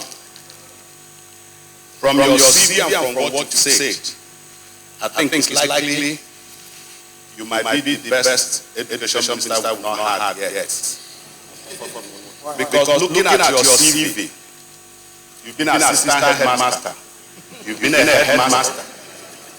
That's what I'm saying, you've been an assistant headmaster, you've been a headmaster, you've been a teacher, you've been a lecturer, you've been a professor, and we have seen the number of candidates and students who supervised both at doctorate and other levels.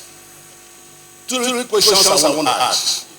One, when we were growing up, we knew about education supervisors, those who go to schools to supervise schools, to assess them and score them accordingly. Today, I doubt if we still have education supervisors, because if you look today, we have proliferation of private schools, nursery, primary, secondary.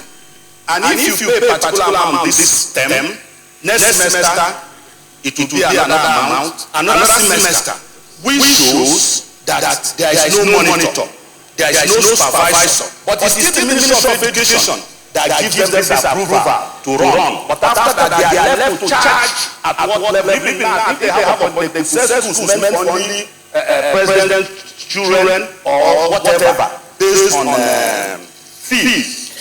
Number two, so what do you think will be the best approach to that? Number two, sir, I can see too from your record, you went to teachers training college, had grade 2 certificate. I want to ask you, sir, if you become the Minister for Education, what will be your training program for our teachers? Our teachers constantly trained, or they just graduate and they go into academic world and they remain there. And again, are they properly remunerated? And finally, when we were also growing up, civic education was part of the curriculum. History. Today, you don't teach civics, you don't teach nationalities, you don't teach history. What effect do you think that non-teaching of those subjects has on our education system? And finally, sir, is everywhere you go, people say that the education standard is falling in Nigeria. It's becoming a sing-song. What can you do as a Minister of Education to ensure that maybe within your 4 years or within this short period, the music will change, that everyone, instead of going to Ghana or Cameroon or wherever, they rather will turn that people begin to come to Nigeria as it used to be to acquire education. Those are my questions, Mr. President. Senator Adeleke. I'm Isiaka Adeleke, Osun West. Prof, October 11, 2015 was the International Day of the Girl Child. And in commemoration of the event, the United Nations released some shocking statistics. One, that more than 700 million women world over were married as children. That is those below the age of 18. That every 10 minutes, somewhere in the world, an adolescent girl dies as a result of violence. In emergencies, adolescent girls are especially vulnerable to sexual violence, and in some cases are abducted and exploited for sexual purposes by armed groups. A case in hand is our Chibok girls. As a sociologist, how can we protect our girls in Nigeria from societal biases and malice? Thank you. Professor, let me take those questions. Take those sets of questions. The first question by Senator Ike Kerenadu, constant crisis in our universities. So, okay, sorry, Deputy Senate President, Ike Madrid. Asking about universities.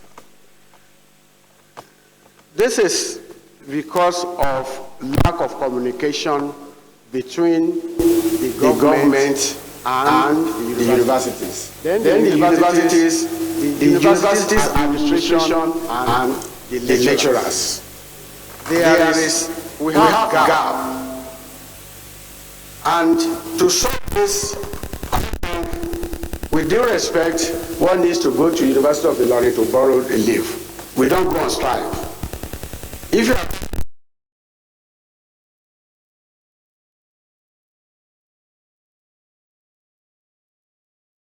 respect, one needs to go to University of Ilorin to borrow a leave. We don't go on strike. If you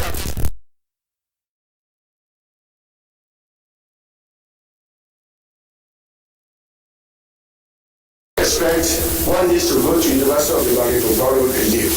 We don't go on strike. If you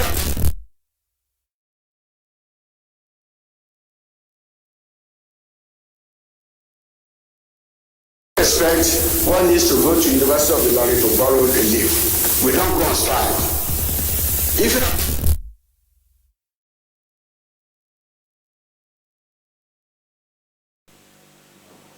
then for respect, one needs to go to University of Ilorin to borrow a leave. The cry of every person that the universities or education in general inadequately funded. Then the question is, do we have any monitoring team? Do we put anything on ground to monitor the money the federal government sends to these institutions? The federal government might be sending money. If this money might be going to, then the question is, do we? It is the federal government is giving enough attention to the university funding. But I'm saying the little the university, the little the federal government is giving, are we actually monitoring it? The federal government. That is to say that we must put a machinery in motion that we go around the universities to see actually the money that are being pumped out are going to those projects that they are meant for. Then you mentioned that we go around the universities to see to show that actually the money that are being pumped out are going to those projects. I am from Ondo State. My mother is from Ondo State. My father is from Ondo State. My three senators, my three distinguished senators, they know that I'm from Ondo State. Even if you go to Sokoto today at the Usman Fodo University, of education, you mention my name, they will tell you I'm from Ondo State. They will tell you I'm from Ondo State.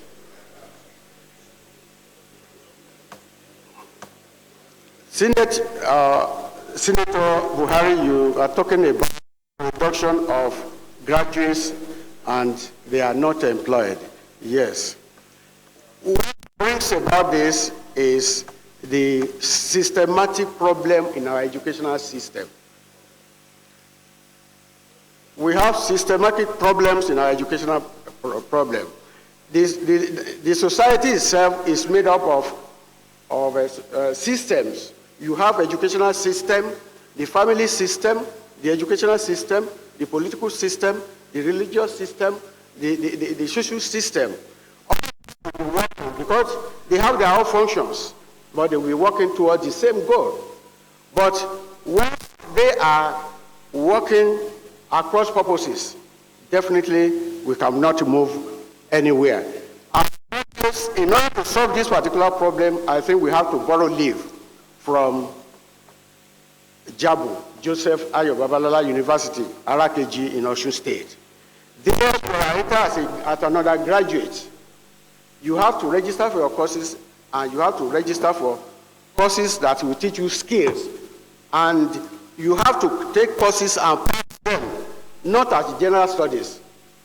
If you fail them, you won't go. So that after leaving the university, you will not go and look for white-collar jobs. The white-collar jobs are no more there. They are no more there. So I think we can borrow from Joseph Ayo Babalola University. Then on autism. Autism in our universities is the spillover from the society.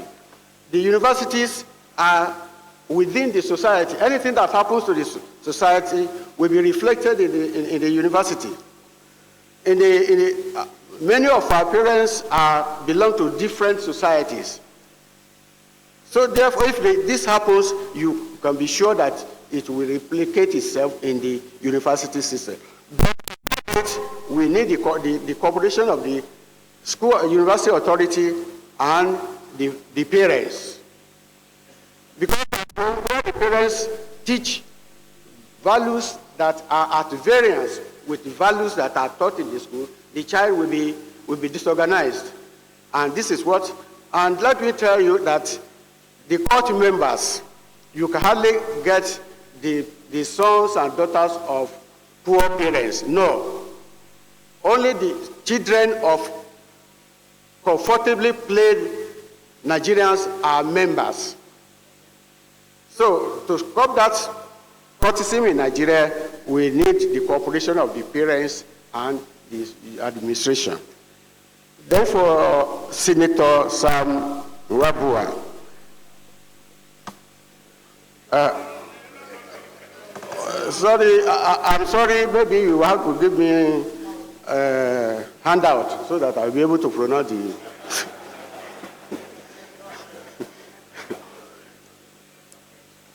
Education, supervisors in our schools. You are very correct that there are no thorough supervision in our schools. And this is one of the challenges that is facing our educational system today. This is why our educational system is weak. No thorough supervision. The teachers are not remunerated, so they go to school to play. So if they have 5 lessons in a day, maybe they manage to teach 2 or 3.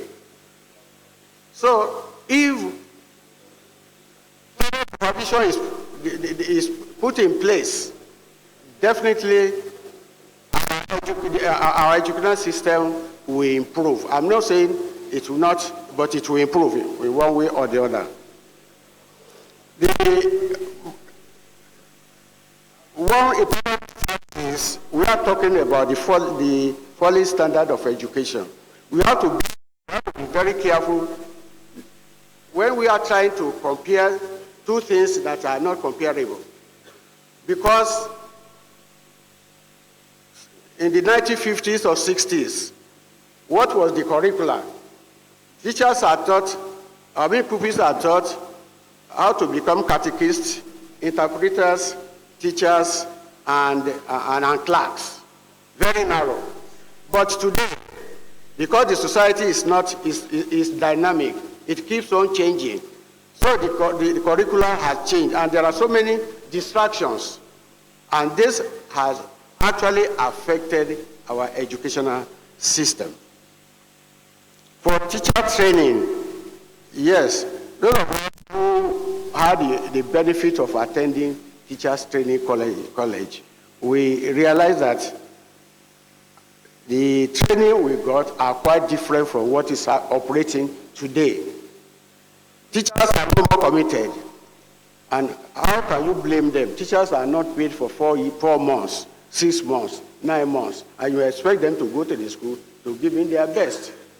It got to a stage where some organizations keep on donating to teachers in one of these states. So I believe the teachers will have to train them and retrain them on the job. And most importantly, teachers are to be paid regularly.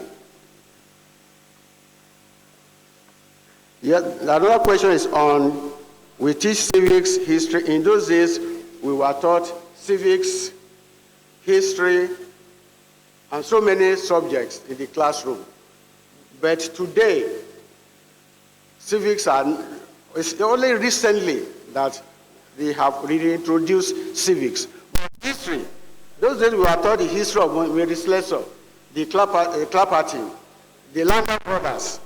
But today, no, there is no history, no teaching of history. History should be brought back so that they will teach, not Clapperton this time, the history of our heroes and heroines. Then, lastly, girl education. Girl education.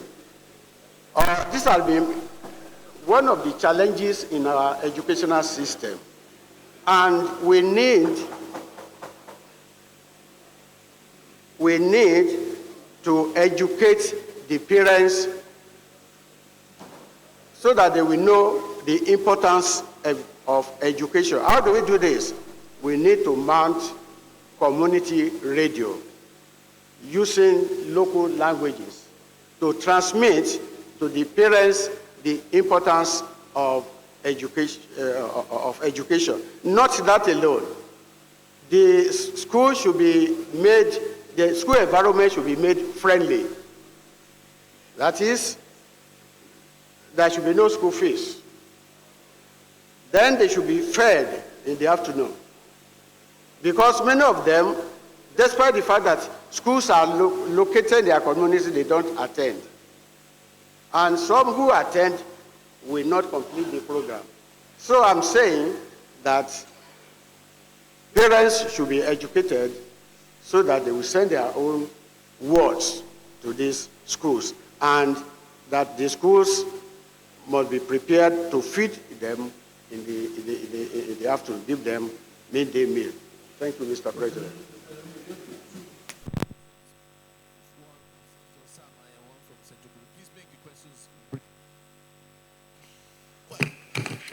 Thank you, Mr. President. My name is Senator Samuel Anyanwu. I represent Imo East in Imo State. Mr. Nominee, I want to congratulate Mr. President for nominating you. At least you can represent the old generation in Nigeria. Now, my question is this. In the last administration, 4 institutions of colleges of education, namely Avadiko College of Education, College of Education Zaria, College of Education Ondo, where you come from, and College of Education Kano, we are upgraded from College of Education to University of Education. And recently, we just heard that this present administration has downgraded back those institutions to their former status.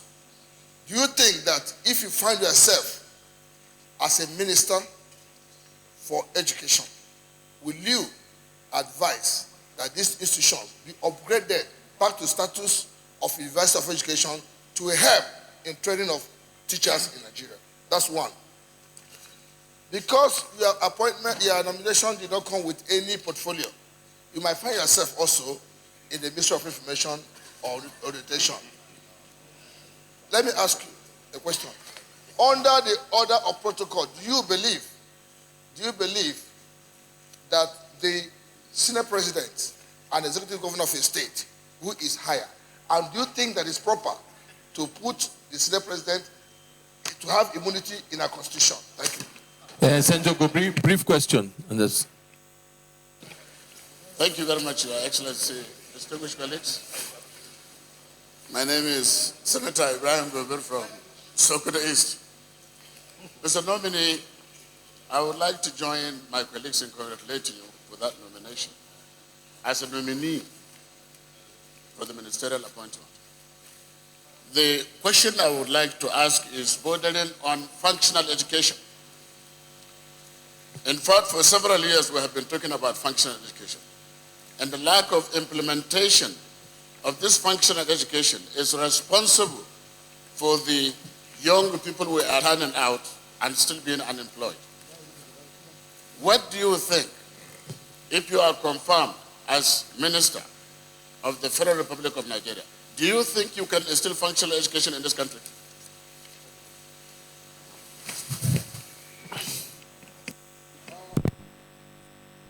I will start by answering the last question.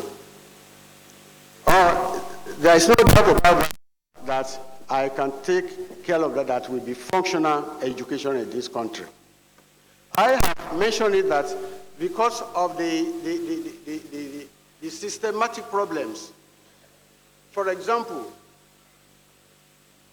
in our universities, we have conventional universities producing graduates. The colleges of education, they are struggling to produce graduates. In our conventional universities, we have ministries of agriculture, whereas we have University of Agriculture. Why duplicating? Why not remove these faculties from and put them in one university, like we have Abeokuta? So this is the problem of working across purposes. Now, functional education, I've mentioned it before, that there is no way that our educational system or the products can be functional unless we introduce entrepreneurial education, so that the graduates will go back to establish themselves. They will be They will be employing labor, not seeking for job. Now, what are we do for the immunity of the president, of the Senate, and the governors? Well, that is a constitutional question. I'm not a lawyer. So I believe that will be left for the lawyers to treat. Okay.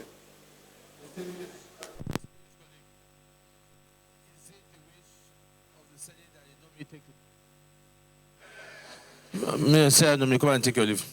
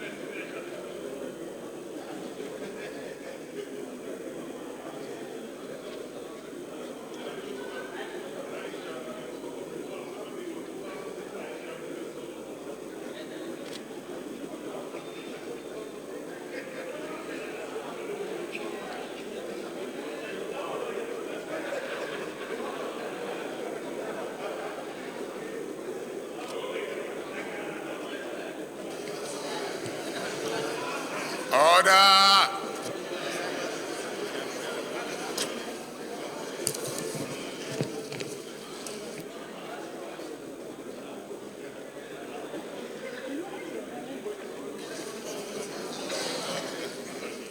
Order!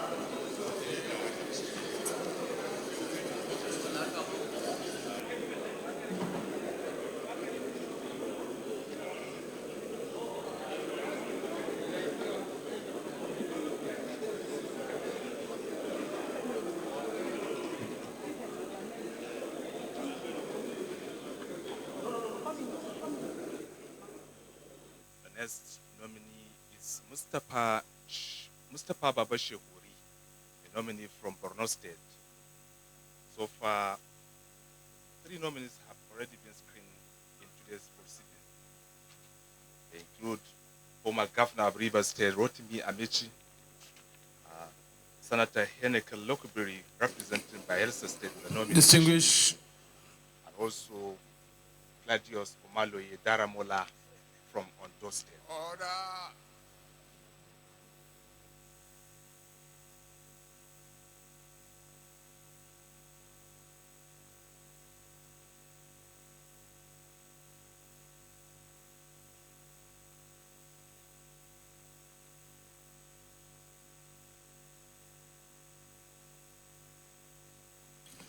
Distinguished colleagues, the next ministerial nominee we have before us is Honorable Baba Shehu Mustafa.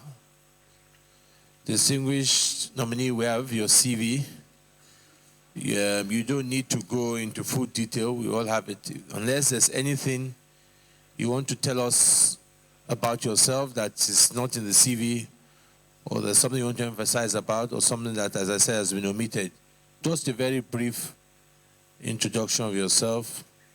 As I'm sure, as you know, this Senate has been almost taken over by members from the House of Representatives. So I'm sure most of them know you. But for those of us who don't know you, but it seems we are in the minority these days. So, Honorable. Your Excellency, the President of the Senate, Your Excellency, the Deputy President of the Senate, my leader, the Leader of the Senate, the Deputy Leader of the Senate, Principal Officers of the Senate, distinguished Senators, good afternoon, sirs. My name is Honorable Mustafa Baba Shehu. Mr. President, distinguished senators of our great country, it affords me a great pleasure to present myself before you for the confirmation as a Minister of the Federal Republic of Nigeria, bringing with me my wealth of grassroots political experience, which, as you all will agree with me, is a fundamental requirement for this most important assignment for which Mr. President has nominated me. Mr. President, distinguished members of the Senate, I am here as a ministerial nominee of the Federal Republic of Nigeria and not a representative of any vested interest, but a voice of the common man. In short, I am here only to be given the opportunity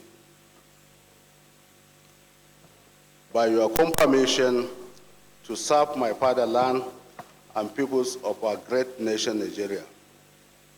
Mr. President, sir, distinguished senators, as I have stated in my introductory remark, I am a grassroots man. I started my political career as a delegate on non-party basis in 1995 during the Abacha administration. I was later elected a councillor of my ward, Lamislaja Bomari, of Maiduguri Metropolitan Council.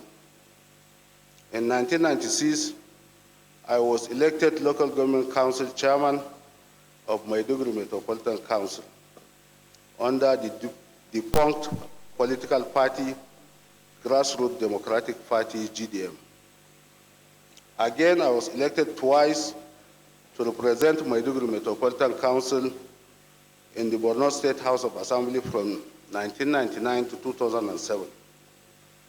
Mr. President, distinguished senators, having made my modest and humble contribution to the development of my state, I aspired and got elected again in 2007 as member of House of Representatives of the Federal Republic of Nigeria, representing Maiduguri Federal Constituency in the 6th Assembly.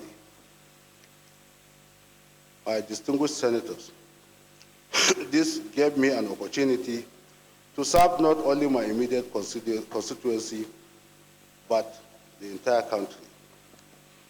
Your Excellency, distinguished senators, throughout my political life, I have, to the best of my ability, served and represented ordinary Nigerians.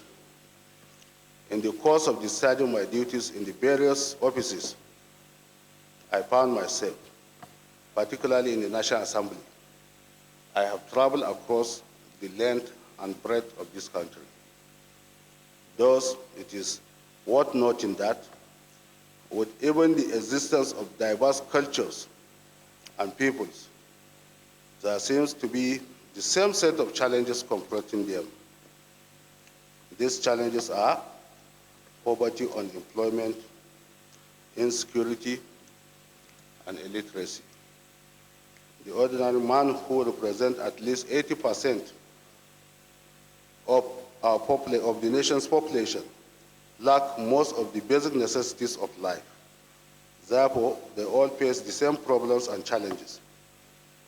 Mr. President, sir, distinguished senators, as I rose through my political career amongst ordinary Nigerians, I do have an informed knowledge of not only their pain, misery, and frustration, but also their hopes, aspirations, and the zeal to achieve for themselves, their families, their communities, the basic necessities of life. Wherever I find myself, I shall therefore put to use my experience to better the life of Nigerians. Your Excellency, Mr. President, distinguished senators, members of the Senate, this unique opportunity has been presented to me to contribute to and serve my fatherland. I would like to assure you all that I shall do my uttermost best, if given the opportunity by this distinguished hallowed chamber, by confirming my nomination as Minister of the Federal Republic of Nigeria. Thank you very much. Thank you, sir.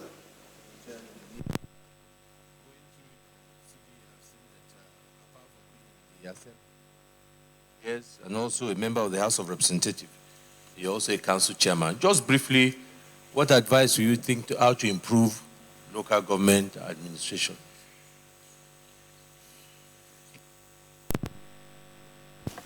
Distinguished senators, from what I experienced as local government chairman, my advice is for local governments to have autonomy. Local governments should have control of the funds that is meant for them. Unlike the situation that we have today, where local governments' funds are hijacked at the state level, and in most cases, it doesn't trickle down to serve the purpose it is meant for. Thank you, sir.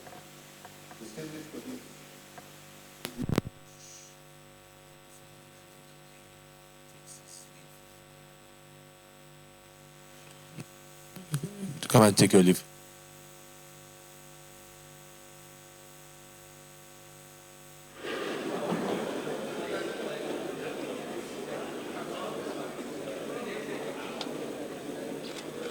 Babasheguri Mustafa, a nominee from Borno State.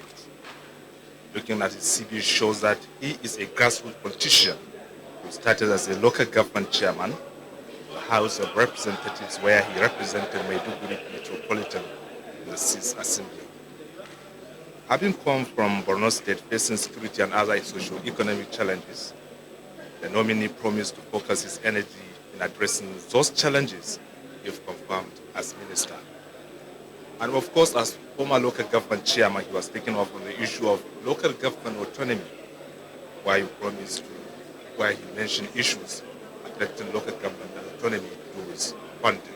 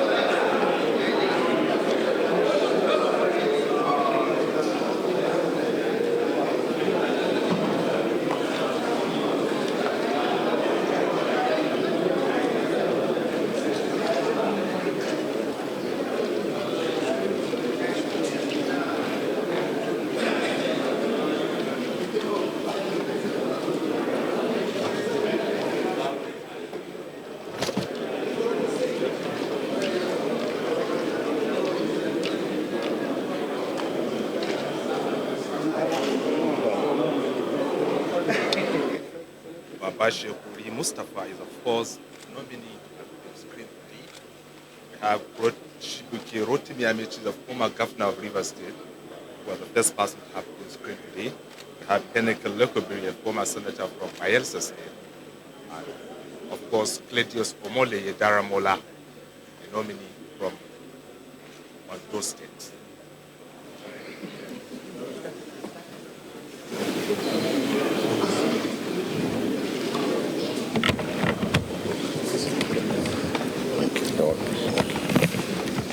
Distinguished colleagues, next ministerial nominee we have with us, James Ocholi, formerly from Kwara, now Kogi State. On the ministerial nominee, we have your CV. We've gone through it. If there's anything in your CV that you want to emphasize on, or if there are things that have been left out, you can just give us a brief introduction of yourself, and after that, you take a few questions. Thank you, sir. Your Excellency, the President of Senate,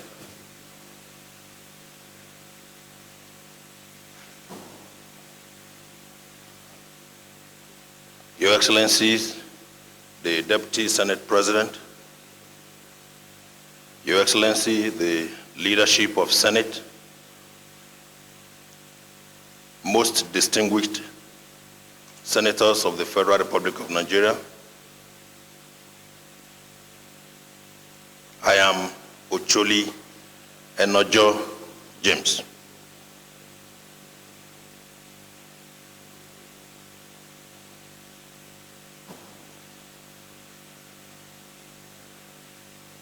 And I'm delighted,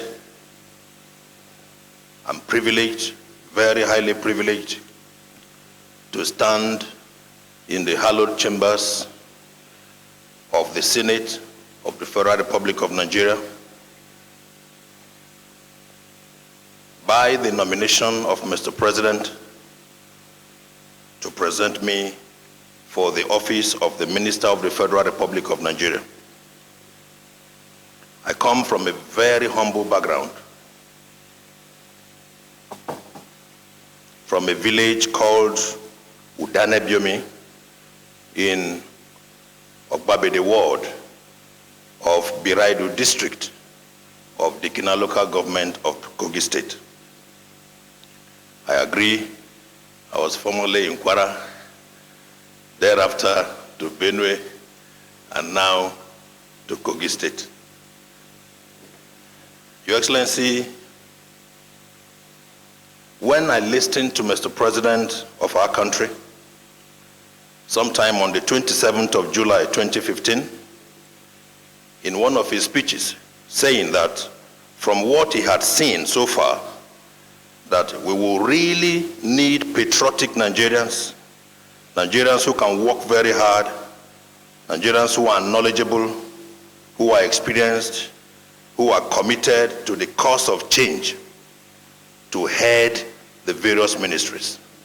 I knew that Mr. President had raised a higher bar than the earlier promise he had given in the course of the campaign, that he will want a particular category of people to work with him in piloting the affairs of this nation.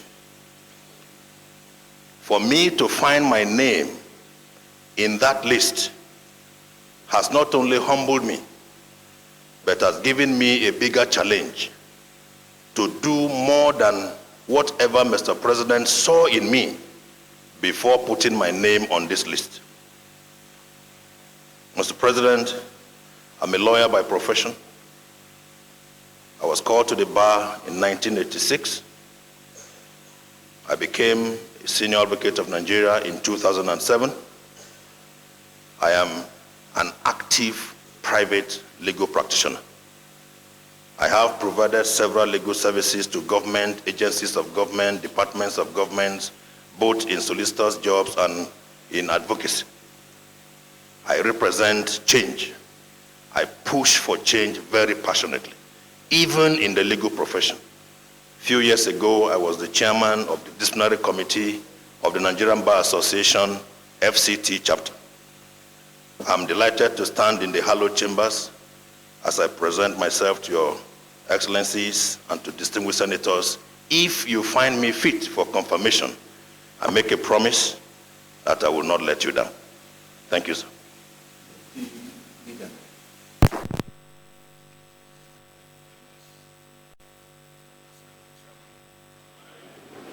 Distinguished colleagues, first, I must say that me and the nominee were called to the bar the same year. He's been my friend. But there is this issue of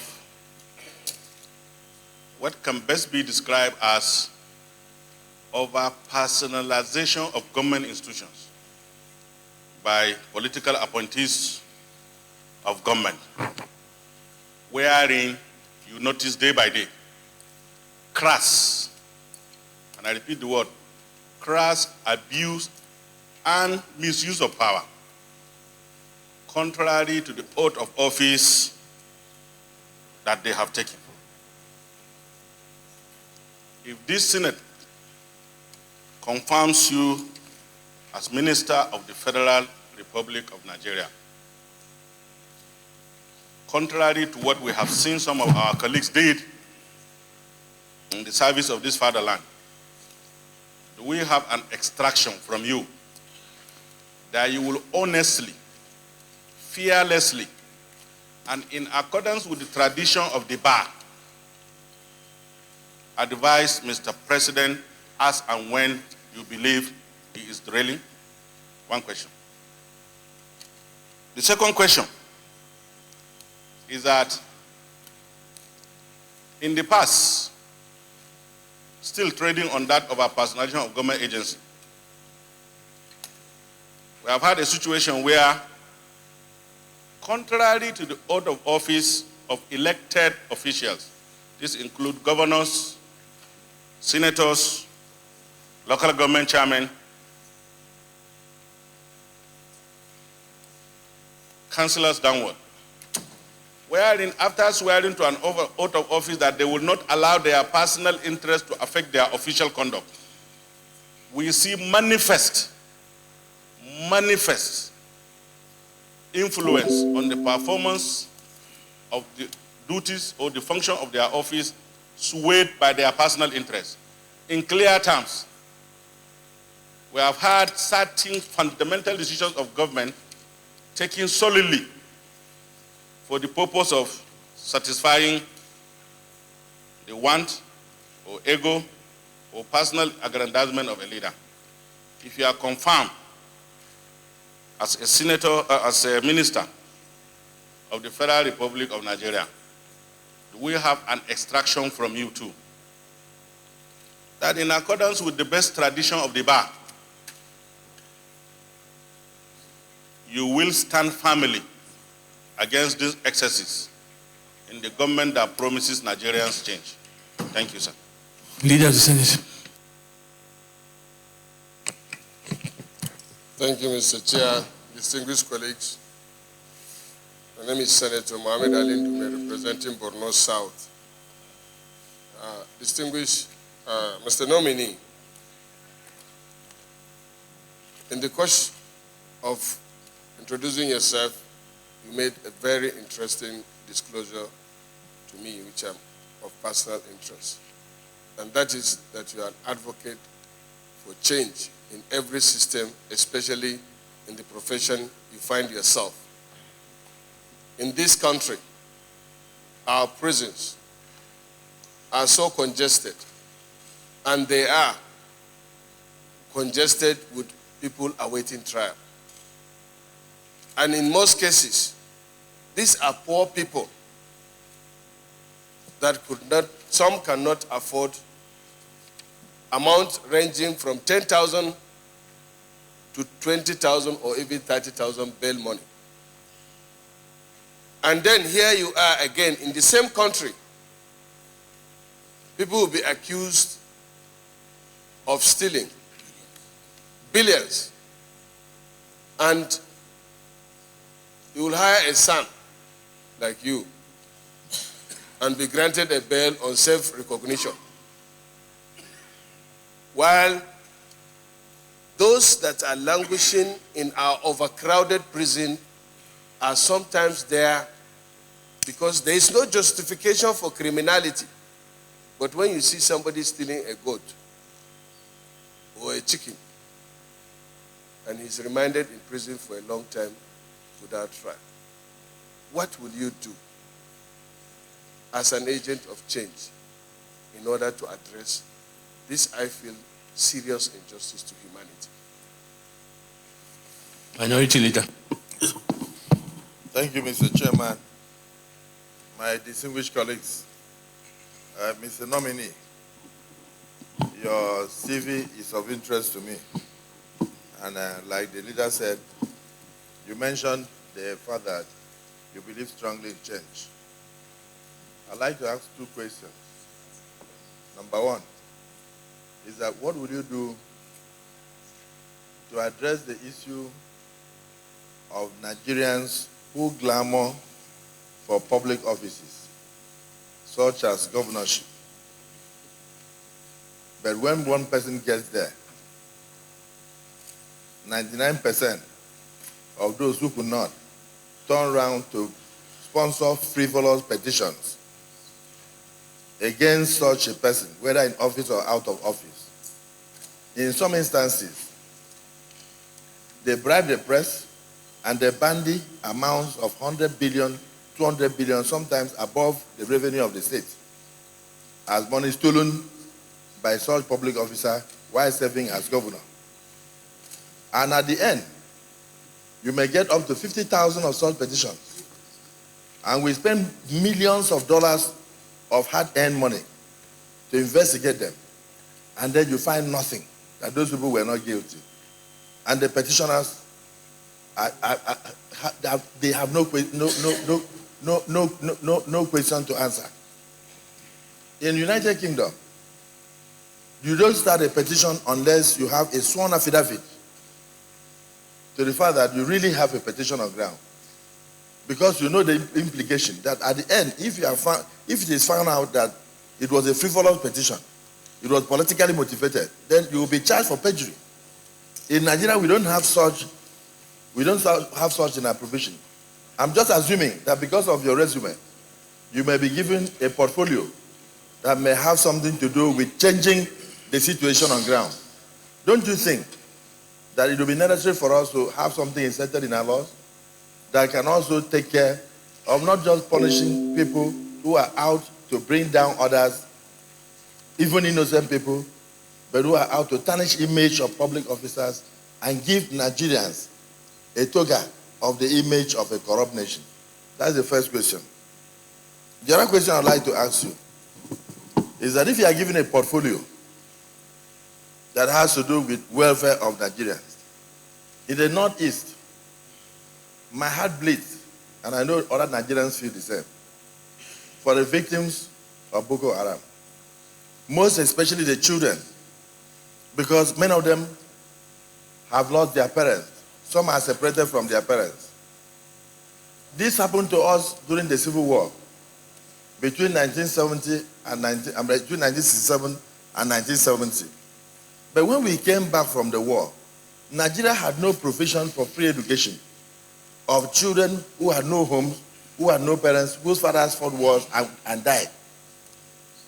What will you do to help the Northeast, particularly the Northeastern state children, where if the war on Boko Haram, as promised by Mr. President, actually ends in December, what will you do to help those children to have a future?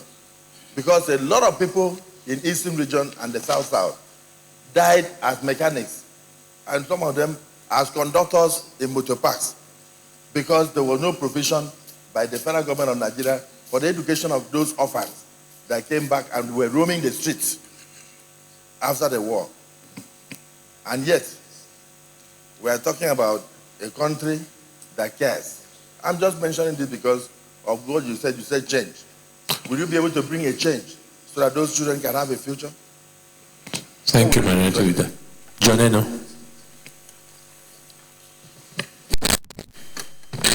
Mr. President, my name is John Owen Eno. I represent Cross River Central. Mr. Nominee, just one or two questions. My first question has to do with the war against corruption,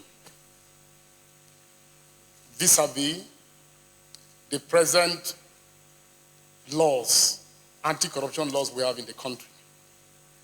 As a lawyer who has practiced law for several years, do you think that the existing laws are adequate for the present war against corruption? That's number one.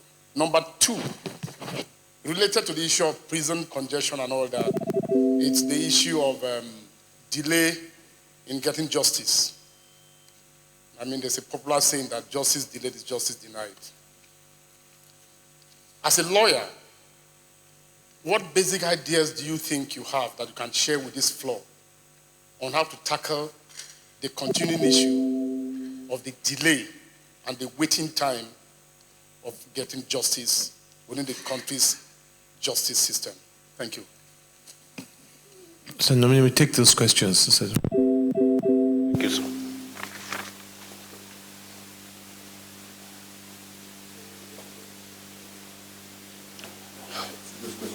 Distinguished Senator Ballard, you raised a question on political appointees or public office holders who, contrary to their oath and codes of conduct that they have signed, engage in gross abuse. How will I handle it? Whether you can extract from me a firm commitment that I will offer Mr. President frank legal advice on the issue. To understand you very well, sir. I am very happy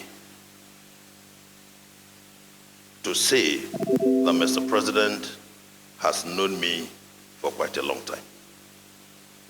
I have represented him in certain matters in court. And I have had the privilege of coming back to give him situation report and the way forward on the next proceedings. As a practitioner, it is part of our oath to be honest and straightforward with our clients. Put them in the picture of the situation they find themselves. Let them know what the law, as it is today, says about those situations, and leave him with the decisions. For recommendations, I make a vow to you that I will be frank, I will be honest, I will never mislead him, either for any gain or private gain or curry favor by whatever reason. I will look straight into the legal issues, and I am happy that Mr. President has in recent time told one of us that even if I don't like what you are saying, but you know it is the truth, tell me. So Mr. President and I believe, will be on the same page as far as frank legal advice is concerned. And I promise you, I will do so. The second question was fairly tied to this same issue also. And I assure you that from my end, the first oath that I think I owe any ministry that I'm posted to is to let them know that I will lead that ministry by example. And so if I do not do those things, then the staff under, beginning from the PAMSEC down the line, will also know that it is no longer business as usual. The distinguished majority leader of Senate, Senator Ndume, you did ask about the prison congestion, full of awaiting trials, whereas more privileged people in the society who probably are alleged to have committed higher crimes are often granted bail on self-cognizance and on lesser terms. And these innocent, somebody, seemingly innocent ones who are people of lesser means are subjected to rigors of trial and denied bail. Some of them are even arrested for offense they call wandering. As a private practitioner, I have come in contact with so much of this. As of today, the statistics of the prison inmates is staggering. We have over 57,125 inmates. Out of this, those who are awaiting trial are 35,577, which forms almost 69% of the total number. This is minus the convicts. It's unhealthy for our society. The gap and the consequence of the imbalance is very dangerous to society. What do I intend to do? In my view, we are yet to have truly, in the sense, what is meant by prison. Majority of our prisons as we are today are concentration camps where people who were even have lesser tendency to crimes go into and become more brazen criminals before they come out because of the dangerous processes they go through. They are mixed with so many people. You arrest somebody for a force of wandering, and you may not have asked him where he was going to that particular time, and they clamp them into the prison, and they are waiting for DPP's legal advice, and for the next 3 years, he's languishing in that place. And before you know it, he's learning how to smoke Indian hemp. He's learning how to go and buy something for something else. It's a very unhealthy situation. I desire, if I have the privilege to handle such area, to ensure that we go into design and construction of new set of prisons to bring about a situation where we can have corrective measures in prisons, where skill acquisition will be the order of the day in our prisons, where we will have mosque and church and other things there to create about a reformation of heart or character in the prisons. The prisons needs to be improved upon. But second to it is that I strongly believe that our investigation system of crime is defective for now. Most of the times people are arrested, and before you know it, they are sent to magistrate courts and put in prison while they await investigation. I would prefer a situation where upon receipt of complaint on anybody for any crime, crime does not die, for crying out loud. Therefore, investigation should take its time, investigators should take time to first of all investigate. Investigation, in my view, is more costly than even criminal prosecution, because it might entail them traveling far, going different places to confirm stories based on the complaint of the complainant. When that investigation is thoroughly concluded and you move to the next stage, the final stage should be arrest of the accused person or the suspect. By the time you are making the arrest, you have enough details to allow the man or the woman to sing his song and tell all the lies he wants to tell, if he has to tell. When you have recorded that first statement of lies or whatever it is, then you confront him with the hard facts you had obtained in the course of the investigation. Usually, such suspects will know that you have dug into their past or into the issue at stake before pouncing on them. So they will want to change their story. The second story they are going to change becomes statement number 2. You record that statement exactly the same way they have delivered it and keep it in the file. And confront them again if they want. This can go on for weeks. By the time the prosecutor takes the case, gives legal advice and goes to court, he is ready to fly. In which case, matters about bail are not treated the way they are treated now. Because the essence of bail is to secure the attendance of the accused person. So, the prosecution should not take delight in just denying bail as such, but allow the man to go if he can provide reasonable sureties. Because keeping indigent people in prison, young boys and young girls in prison, in itself creates a problem. It gives a lot of overhead costs to the prisons, and they are kept there, they're not educated, they don't have the chance to go to school. There are little or no schools in the prisons for them to go into. Major part of their lives are wasted. And by the time they are coming out after 15, 14 years in prison, maybe they are not even convicted. They are made to start their life afresh.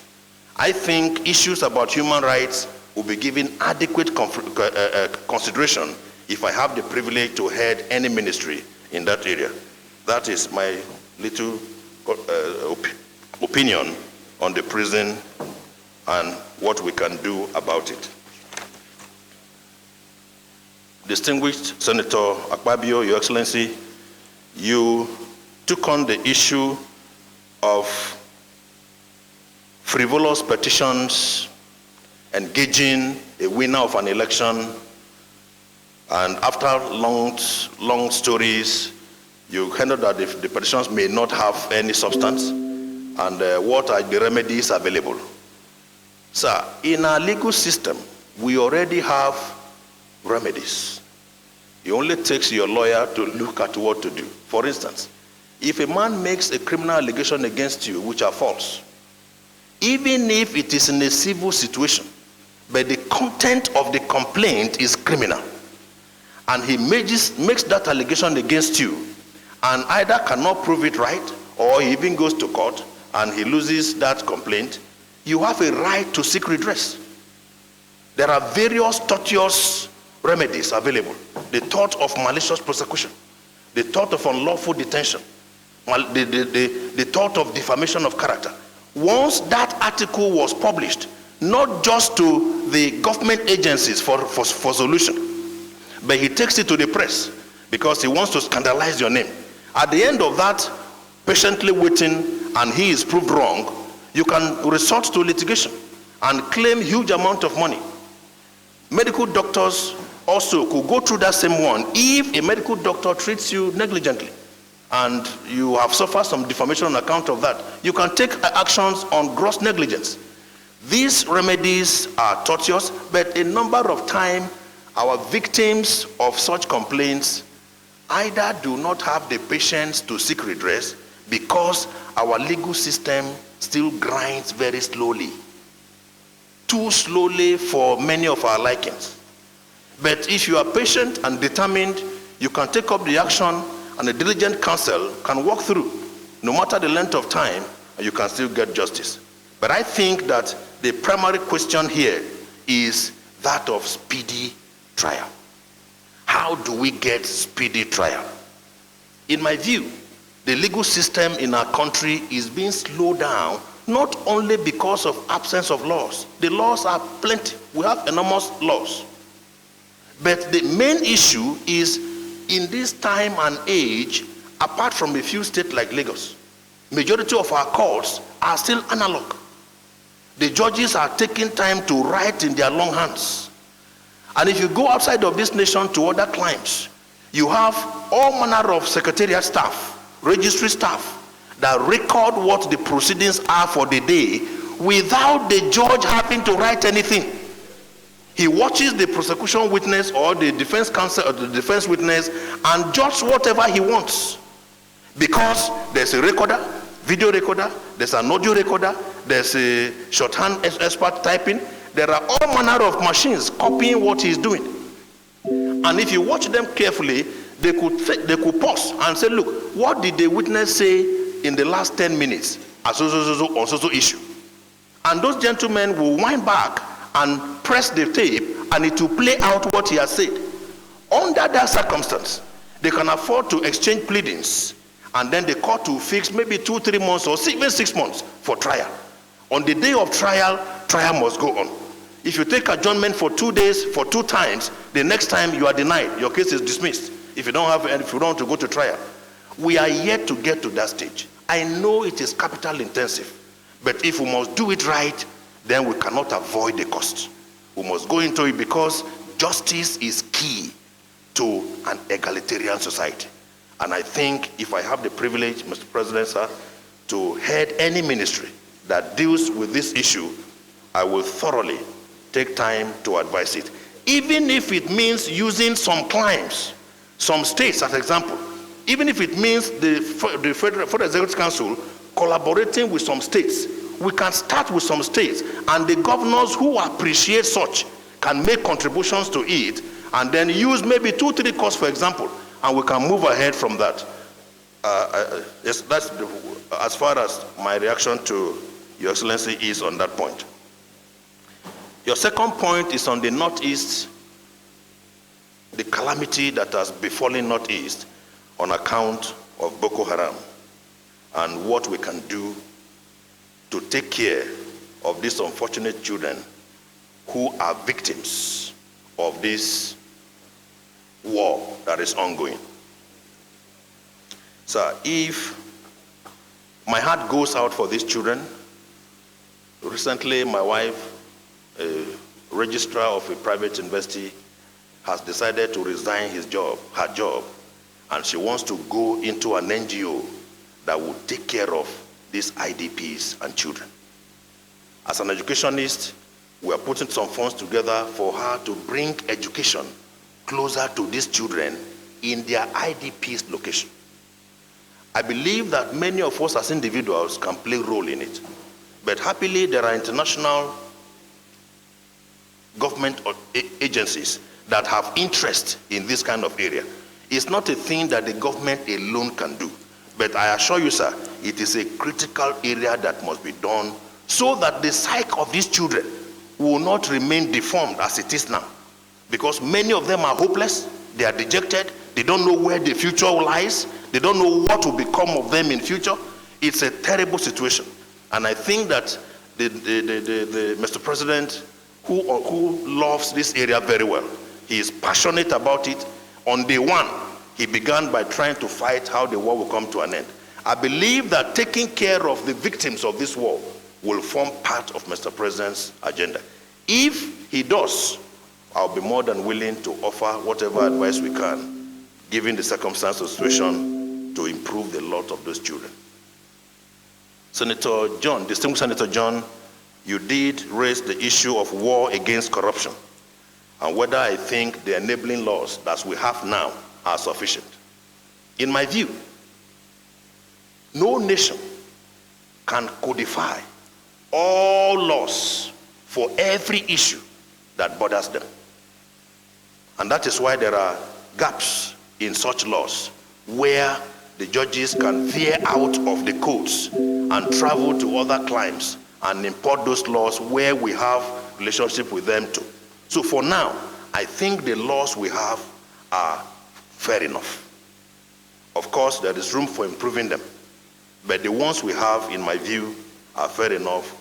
But the main thing we need is the implementation, fair and adequate implementation of those laws. I even think that some of the laws are beginning to clash. For instance, the EFCC, the ICPC, I honestly think that one agency can combine those two functions and play effectively. If we have, after all, most of the staff of EFCC are drawn from the police. And police have either criminal code or penal code that are there for them to implement. And if there are economic crimes, yes, those economic crimes can be codified as done in the EFCC Act. And the ICPC can be combined with them. We can move ahead with the set of laws that we have. Finally, you took me on the delay in getting justice. I have addressed part of that earlier on in the course of my response. I honestly think that justice delayed is justice denied, and it injures people. And when it injures people, they are tempted to take laws into their hands. So it is not healthy for our society. The earlier we're able to address it adequately, the better. And if I have the privilege to do this, I will do all I can. Several things I'm going to do. Number one, that is why I like this Administration of Criminal Justice Act. It's an excellent law, bearing a few things that needs to be worked on. After all, no law is perfect.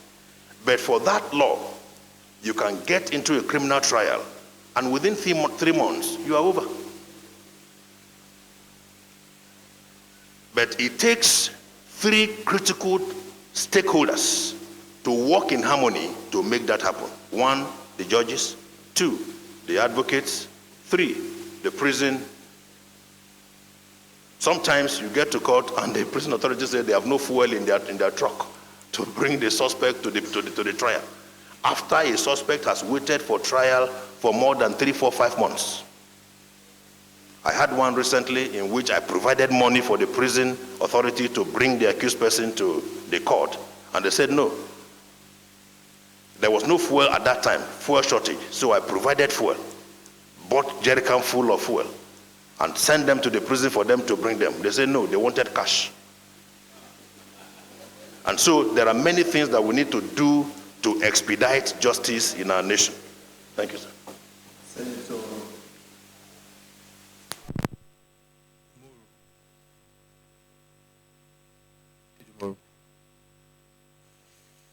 My name is David Umaru. I represent the Niger East Senatorial District. Mr. Nominee, just one little question. I know you have been in practice within the Federal Capital Territory, and I know you probably have had cause to witness the plight of the indigents of the FCT. We have had some protests in the past whereby they were asking that their plight be addressed. We have seen policy somersault with regards to the resettlement and compensation of the original indigents of the FCT. We know the constitutional provisions that relates to such an issue. What will be your attitude if you are confirmed and placed in a position where you would need to address this issue and have it settled once and for all? What would be your attitude and your advice to the President in respect of this long outstanding matter? Thank you very much. Senator Joseph Ledani. Thank you, Mr. President. My name is Joshua Ledani, representing Gombe South. Mr. Nominee, I would like to ask your views about the issue of plea bargain. It has become a very controversial issue, especially in recent times. Should plea bargain remain in our status books? What is the advantage in having plea bargain? Plea bargain. Should it continue to remain in our statute books? Plea bargain. Yes. Should it be abolished, or should it be reformed in some way as a part of our criminal justice system?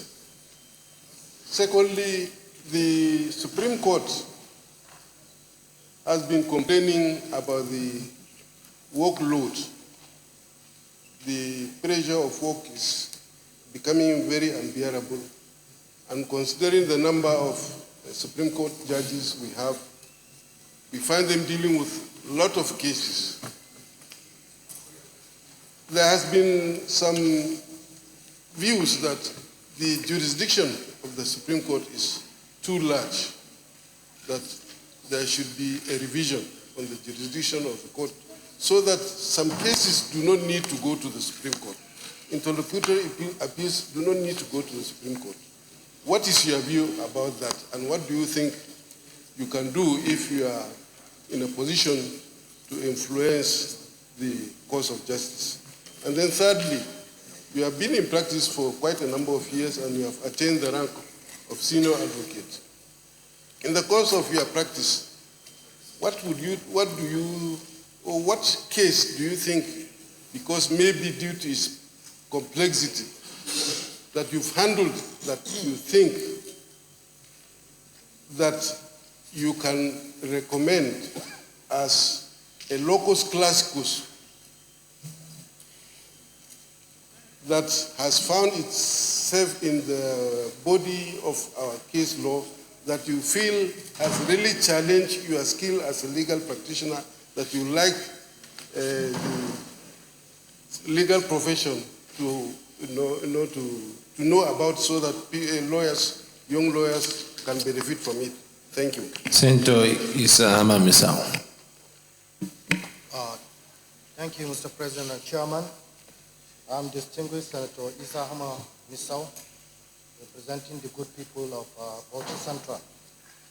I want to ask you a question as a possible Minister of Justice. Many critics have described Nigerian anti-corruption activities as a mere media show. How can our anti-corruption war change from media trial to actual trial that may then serve the cause of justice? Then the second question, an efficient justice system is required an efficient criminal justice system is required to ensure the smooth running of any nation and is fundamental to the maintenance of law and order.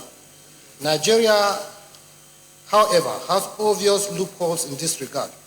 Kindly let us know the reforms you will advocate for and drive as a possible Minister of Justice. Mr. Njem, if you take those questions. Distinguished Senator David Umar, you asked a very biting question concerning part of your constituency, the FCT, concerning the plight of indigents of FCT, which apparently has been a long-standing issue.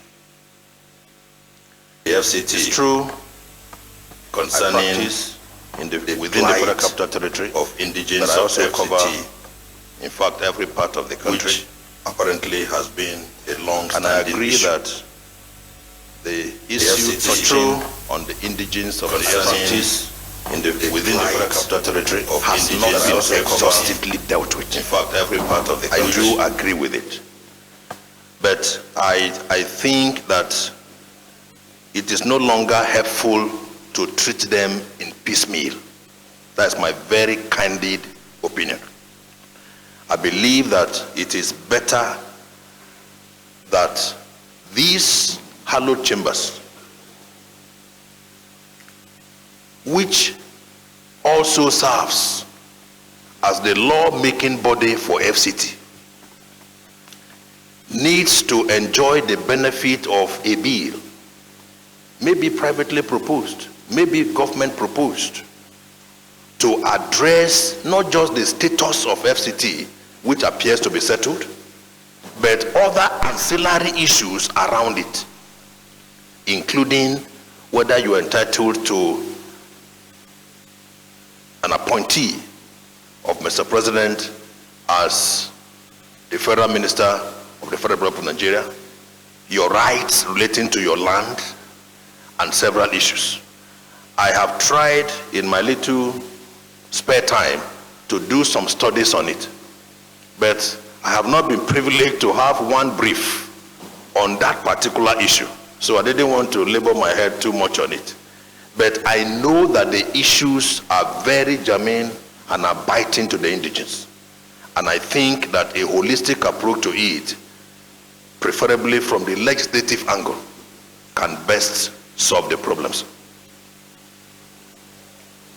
Distinguished Senator Saidamu, I'm sorry if I don't get the name right, you raised the issue of plea bargain. So I, in my experience, had difficulty in buying into plea bargain because it was not expressly codified before.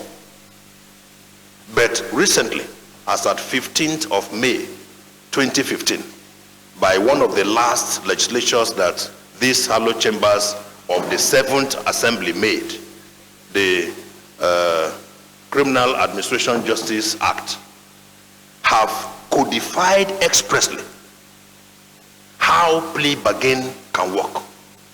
It has stated the circumstances where the plea bargain can be proposed. It has provided who initiates plea bargain. It has provided when a person, a suspect, an accused person, initiates plea bargain, what are the consequences? It means clearly that he is not contesting the criminality that he has been alleged. Then what are the terms for the bargain? How does negotiation go? And when that negotiation go, to what extent can it affect the punishment that will be meted? And even when they have agreed on those terms, does the judge have discretion in the award of the punishment that both the prosecution and the accused parties have agreed upon is there in, I think, section 270 of the Criminal Administration Act of 2015. I think on that level we can proceed. Whether we should abolish it, I don't think so. I don't think we should abolish it, because it is very possible that someone who had the privilege to hold money, property in trust, and had breached that trust, and later on changes his mind and said, I'm sorry for what I did, I want to return a chunk of these proceeds, he should be allowed to. It doesn't prevent him from being convicted, but it solves the entire riddle of the 12 years, 15 years of criminal trial. And the state does not get a refund of what they want, and even when they get, it will take more than 20 years. Some of the cases in relation to Abacha loot are still hanging on in some areas, which a plea bargain could sort them out as quickly as possible. So I think plea bargain should be encouraged instead of being abolished. You raised the issue about the workload in Supreme Court. Honestly speaking, I sympathize with the distinguished judges and justices of the Supreme Court. Those men are working beyond their age. Few months ago, at the international airport, I ran into the immediate Justice Dahiru Mustafa, the former Chief Justice of Nigeria, at the airport, and I couldn't recognize him. He was looking younger, he was fresh, he was strong, smart, carrying his briefcase by himself, and I went to halt him, to help him out. And I said, my lord, what's the magic? Few months ago, you were looking so old, and all of a sudden now, the wrinkles are disappearing. And he said, what we go through in Supreme Court is tortuous and unbearable. I totally agree that the jurisdiction of Supreme Court is too wide. There are very few countries who ever try what we're doing now. In fact, we're very lucky that many of them are not dying on the seat. I think that, your distinguished senators, you will recollect that in the last attempt to amend the Constitution, the issue of their jurisdiction was part of what was produced and presented before the relevant committees for consideration. Till tomorrow, I know they are thinking. Many of them are not happy that the distinguished senators and members of House of Rep did not approve one reduction of their jurisdiction. They are overburdened. I was in court not too long ago, and matter touching on divorce, which ought to be matter for customary court or an area court, and maybe stop at upper area court or at high court, came as far as Supreme Court, and they are quarreling over who should have custody of a child. And before that case got to Supreme Court, it must have taken 15, 20 years. And yet they are in Supreme Court for it. Their lordships were visibly complaining. And I'm sure that the distinguished senators in the hallowed red chambers can bring a solution to that issue. Their jurisdiction is too wide. We need to reduce it drastically. In other climes, other countries, some Supreme Court have 15 cases for the whole year. And they take time to go to town, go to various jurisdictions, and do robust research. When they come out with their judgments, they are not only just judgments, they are policy statements. They are like other laws made, which can be cited and for education, for learning in school. One judgment from Supreme Court can constitute a course for students in the law school, either in the university or faculty of law, but not the way we are doing now. They have to summarize their judgments and be as brief as possible, and it's telling on their health. I think we need to come to the aid of Supreme Court. If I have the privilege to hold the office that can bring solution to it, it will be one of the quickest steps I will take to ensure that we do something to their jurisdiction. Senator, you wanted also to know one of the complex cases that I may have done in the past. With every sense of modesty, I have done quite a lot. I'm a litigation lawyer. Solicitor's job are done by my juniors. I only do vetting once in a while. Litigation is my core strength. And so I'm in court every day. Tomorrow I will be in another court. So it's difficult for me to pick one. But let me look at the latest one that recently we had one in Kogi State High Court. It's a high court matter, but it's a very unique judgment. And for such judgments, I desire that they are tested on appeal so that the veracity of it can either be affirmed or overturned, and then you go to Supreme Court and get their opinion. Here was a state where local government elections were to be conducted. The opposing parties, that is parties who were not in power in the state, clamored for the election to take place.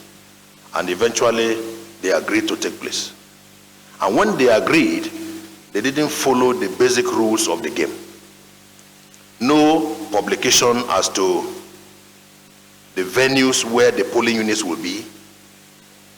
No publication as to names of candidates and names of would-be voters to know where they are supposed to vote, so that on the appropriate day you can go to that place to go and vote. And something was hurried up, a charade called election, and they were sworn in. And I chose to take the matter to court personally on my own special strength and score. That time, merger had not taken place. So the ACN, the AMPP, the CPC were operating on their own. So I sought the permission of the three parties, leadership of the three parties in the state, to take up an action on their behalf and in their name, at no cost to them. At that time, I was already a member of the CPC, so I could make sacrifices for them. So I took it up in court and filed reliefs, seeking how to nullify that election. But I knew that if we go to the Election Petition Tribunal to go and take up the case in court, the tribunal would dismiss our petition. But the only way to go out was to attack the entire election of all the 21 chairmen and all the 1,001 councillors in one suit at the High Court. And we framed the suit very well and took it for testing. And everybody gave up hope and said, no, nothing will happen. This is not petition. This is not petition tribunal. So how can you be? It's a wrong venue, and so on and so forth. And we went through trial, and my issue for consideration was whether by virtue of the Constitution, a person, though not being a party member anymore, but who was a member of PDP before and has now been made the chairman of the State Independent Electoral Commission, is he such a person qualified to head the Independent State Electoral Commission for the state? PDP, yes, sir. So that was the issue. And to be candid with you, it was an issue open for argument. But at the end of the day, the judge agreed with our position that yes, this gentleman has evidence to show that he was a member of PDP. But at the time he was appointed, he had just ceased to be a member of PDP by one day. And then in the affidavit, they wrote that as soon as they were appointed, they resigned from being PDP members. So my issue was, it doesn't matter the time. The fact that he had already been part of PDP and had played on that terrain very well, is he not emotionally involved with what PDP had offered him before? Can he be objective in handling the scale and determine between four contesting political parties as to who should win in that election? The court agreed with us, and as of today, the entire 21 local government chairmen were dissolved. All the councillors in that place were dissolved, and we're back to ground one. And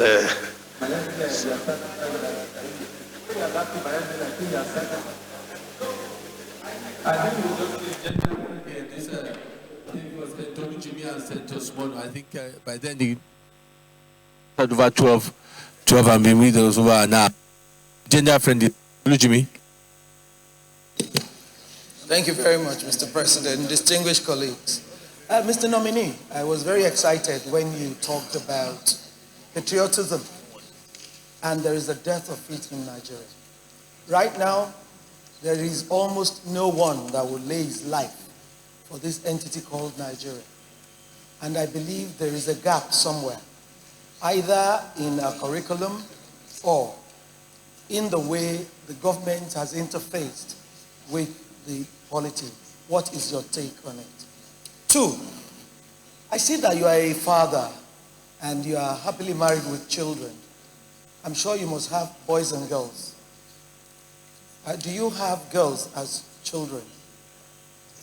He's busy writing. I'm sure you have girls. Oh, wonderful. You are going, if you are confirmed by this Senate, into an executive where you will have less than 20% of women in that executive. How do you react to it? Knowing and believing that as a father, you want equal opportunities for your children. And the fact that women constitute at least 48% of the voter population of Nigeria. Thank you very much. Senator Monsurat Sumono. Thank you, Mr. Senate President. My name is Monsurat Sumono, representing Oyo Central Senatorial District. Mr. Nominee, you are a senior advocate of Nigeria and a potential Attorney General.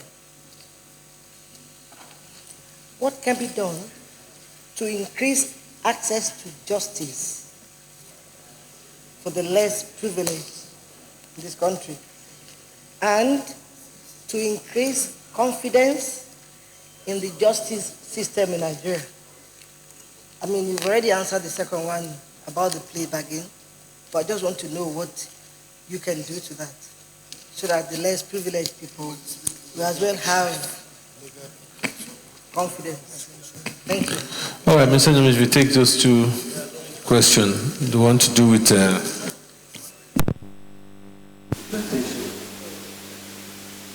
Grove Yesus.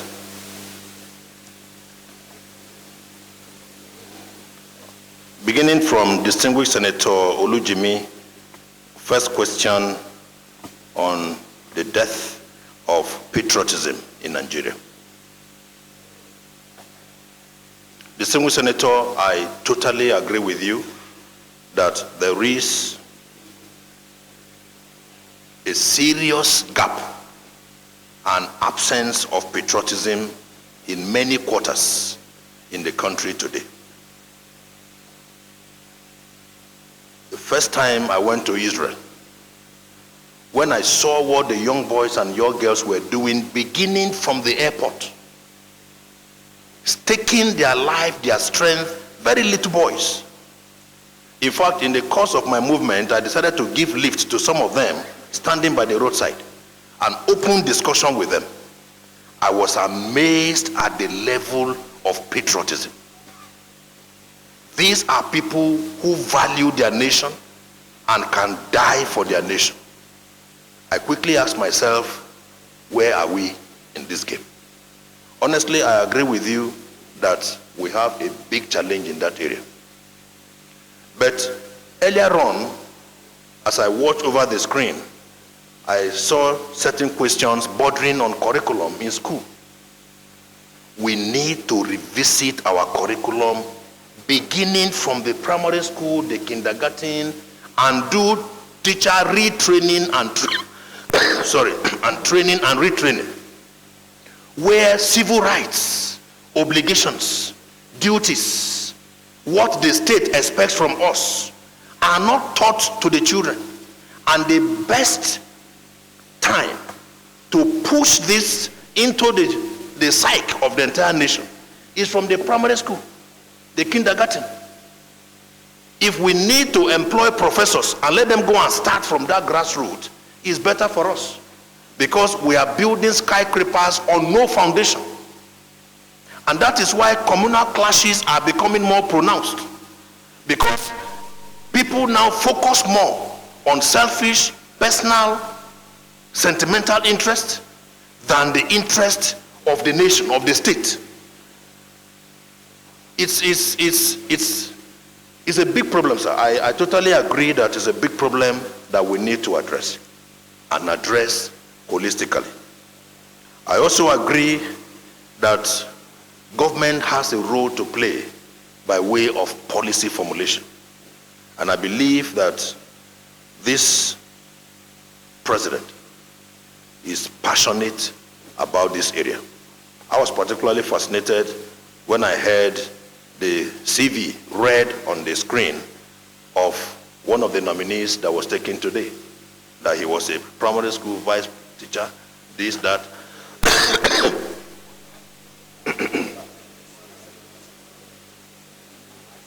I think he's someone that is close. Thank you.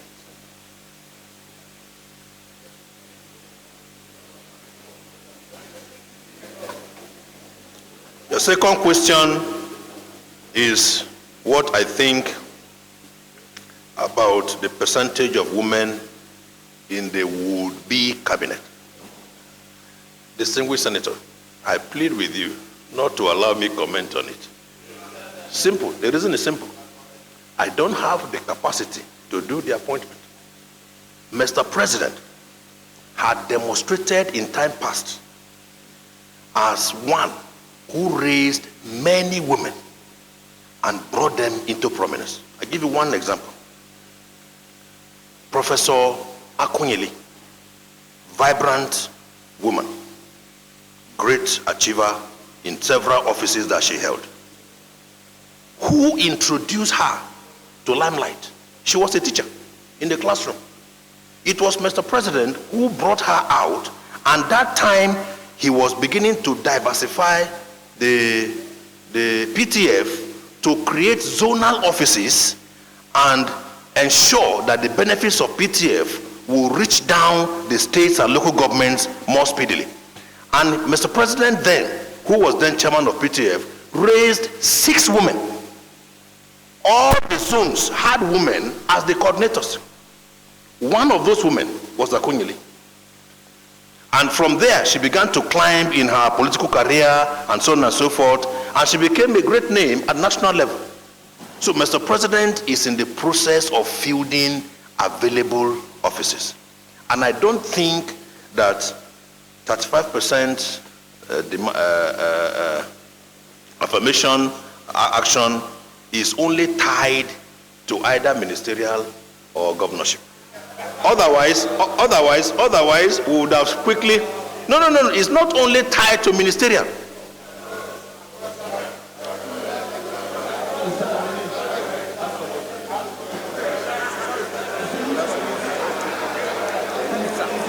Thank you.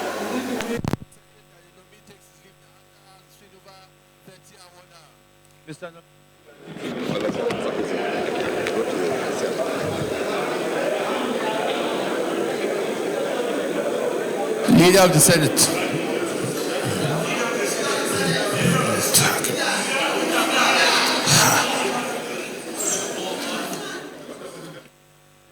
James Ocholi. He recently contested the APC governorship ticket in Kogi State, but lost to Abubakar Audu. Ocholi got a scholarship from the then Benue State government as a teenager, and this enabled him to go through and graduate as a lawyer from the University of Jos in 1985. He has proven that he is indeed a senior advocate of Nigeria.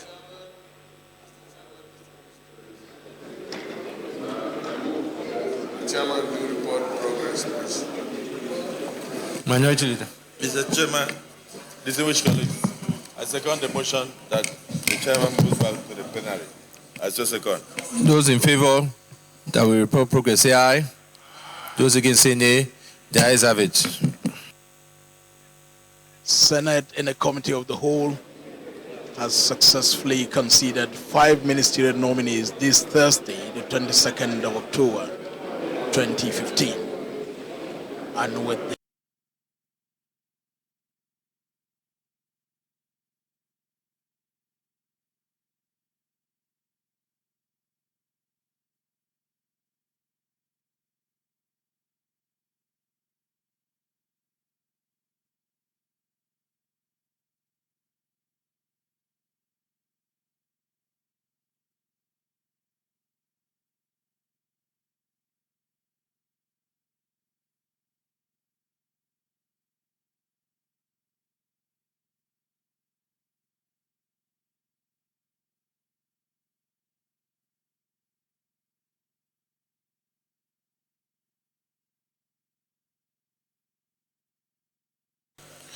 the Senate, in the Committee of the Whole, resumed consideration of the request of Mr. President, Commander-in-Chief of the Federation, for the confirmation of nominees for appointment as ministers of the Government of the Federal Republic of Nigeria.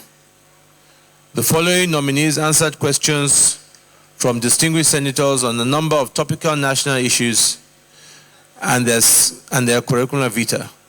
Chibuike Rotimi Amechi, Yekini Lokobiri, Claudius Omoleye Daramola, Babash Shuri Mustafa, James Ocholi. Is this a true reflection of what transpired in the Committee of the Whole?